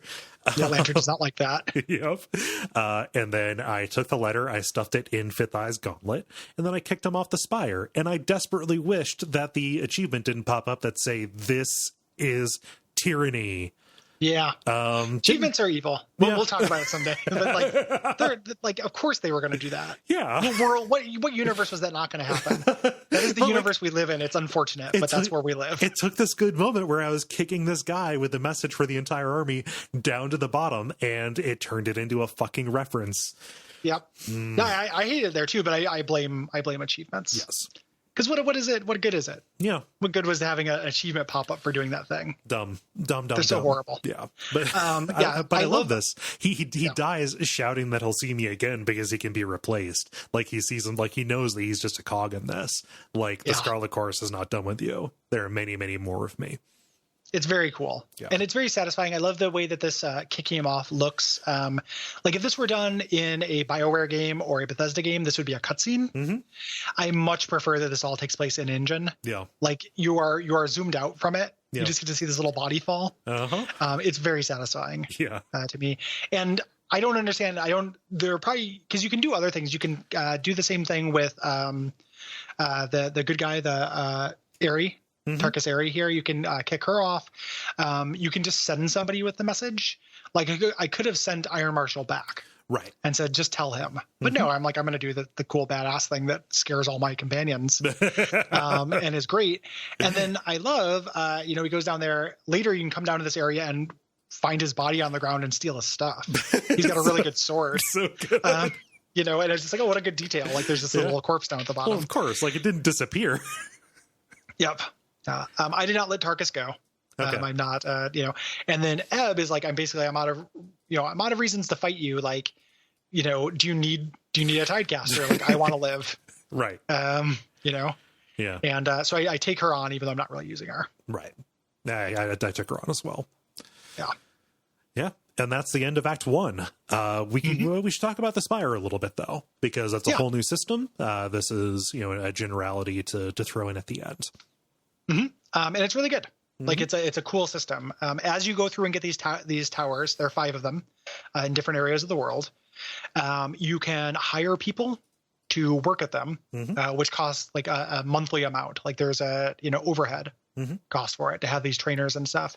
And then the power of that spire is determined by how many people work there. So the third tower I opened up was my library tower. My ability to research these artifacts and get these cool bits of lore and these cool powers and stuff is determined by how many librarians I have, which increases my overhead. Yeah. That I have. You can change things. You can get different passive bonuses after you rest at Aspire. This is where you can trade out your companions. This is where you have trainers there. You're always going to want to take that money and turn it into experience points. Like, every level that you can train, you want to do it. It's always a good use of your money. Yeah. And you can set up merchants, including like several unique merchants, things that like weird magical items and things that are not normal. Yeah. Here. You can unlock different merchants who can come here by finding them out in the world. Yep. Yeah. You can send people back to your base. Yeah. It just looks incredible to you. Like, I love the feeling of this. Everyone comments on it, just like how the air is like thick with magic up there. And it just looks incredible. It would terrify me. I would never do it in real life. I don't like heights. A strong gust, right? Like, strong gust. Yeah. People just stand by the edge of this thing in a way that I would like never do in a million years. Yeah. I would only do that if I was, belayed to a central pillar. Yes. Yeah. But yeah, it's a pretty big deal, and like, people will ask you, and you can lie about what it's like. Like, you can build a myth, you can build disinformation about what the Spire is, what's involved, and you can pass checks later on. Like, I don't believe you have to claim all the Spires, but you definitely want to. Yeah, they're optional ones, but they're aspects of a base. Like, having a library, like, every spire can only be one thing. So if you want to have all 5 of the things, you need to get all 5 of the spires, and you get them slowly. Like, you don't get the 5th one until like well into Act 2, like late Act 2. Yeah. Once this happens, Tunon contacts you and is like, "Hey, report back to the Bastard City. That's where he's located, and tell me what the fuck's going on." Right. The 2 factions have fallen into civil war. They've both gone AWOL from Kyros. Like, they're not maintaining Kyros' peace. Right. They flee to opposite sides of the valley. That is our new status quo for Act 2. Yeah. As you claim the spire, like, as you touch the sculpture at the top of it, you get the sensory overload, and there's some very cool descriptions as like you are disembodied and flying over the land along these ley lines, along these things called the old walls that were built to contain these things called the Bane, basically elementals. Things like that, and you find the location of like the next spire that you can claim. So that will give you another quest that you can follow, that you want to follow. But I just love the descriptions as your power grows and as your body and mind change to become a vessel for it. Very good stuff. Yeah. And the old walls are really interesting. The old walls are this, basically this ancient area of magic, and the important, it has become blasphemy to go into the old walls. It is against the law. And one of the reasons is that is where Kyros found the ability to declare edicts. Yep. So it is pretty evident, that's been centuries that's been outlawed. Yeah. But you find out later from talking to scholars and stuff via letters, that's why Kyros has outlawed that. Yeah. Keep it locked up tight. So you now, since you are now independent, you can still kind of play at being loyal to Kyros, just being dismissive of the Scarlet Chorus and the disfavored. Blood and Mark contacts you, who is bad news, is Royal Executioner, and is in Universe Scary, and sends you a letter basically warning you, like, hey, you don't want to put your head up. This is extremely dangerous. But you notice that the ink is weird on this. Yeah. And again, in cool interface things this game does, which is pure text. If you hold this up to a candle, it blacks out some of the words. And what remains there, it's cool to craft writing that does this. Yeah. Like, it seems tricky because it reads naturally both ways. It is a thing where it's like, hey, I'm impressed. Meet me because I have some advice for you. Meet me in person. Yes. Yep. And that starts the yes man path. It starts the yes man path. It puts you down the path of anarchy to upset all of the power, not just not just to advance the cause of these existing powers. And that's the path that both of us have taken. Yeah. And that's where we're going to leave you. So we will be back in a week's time to talk about the rest of the game. We won't be talking about systems and stuff, so it'll go a little quicker, even though there is a lot to talk about. Yes. And that. Yeah, I've already found some really cool stuff that I want to talk about with you, Gary. Yeah, there's a really, really great subverting of one of these edicts that I really love, and most of the stuff in the Burning Library. I think the Burning Library is extremely cool. Yes. So there's a lot of neat stuff. Looking forward to getting to getting through this, talking about more of it. If you have things to say about Tyranny, hit us up at Duckfeed.tv/contact. By December 15th. Yep. Or if you have things to say about Jade Empire. Yes. If you have thoughts about both, please separate them into separate responses. That just makes it easier for us to put the responses together for the episode. Sorry, my cat is yelling. It is dinner time for her. Snack time. It's dinner time for all of us. It's dinner time for everybody. So it's dinner time in America. Tyranny and Jade Empire this month. If you have thoughts about January's games, that deadline is January the 15th.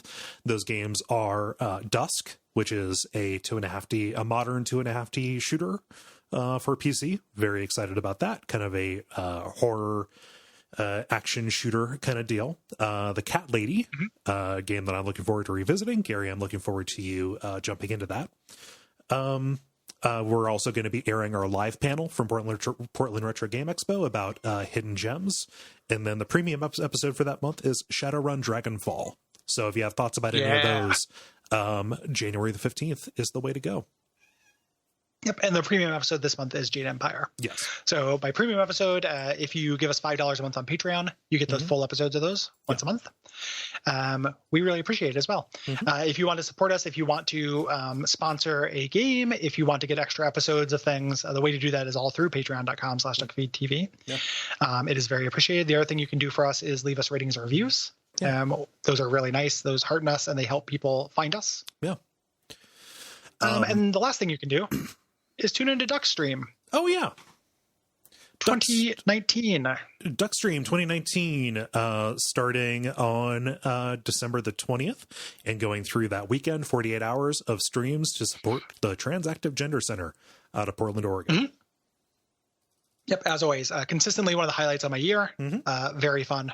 Yeah. And really looking forward to it. We have some cool things planned, as always, and it's a great cause. And we love being able to do that, have the opportunity. Yeah. So there we go. That's the big stuff. Yeah. We really appreciate it. Until next time, what should they watch out for, Cole? Watch out for achievements that undercut the gravity of events and games. Yeah. And if you make games, stop doing those. Yeah. I don't care if Steam mandates that you have achievements. Just have it pop up with like the number 1.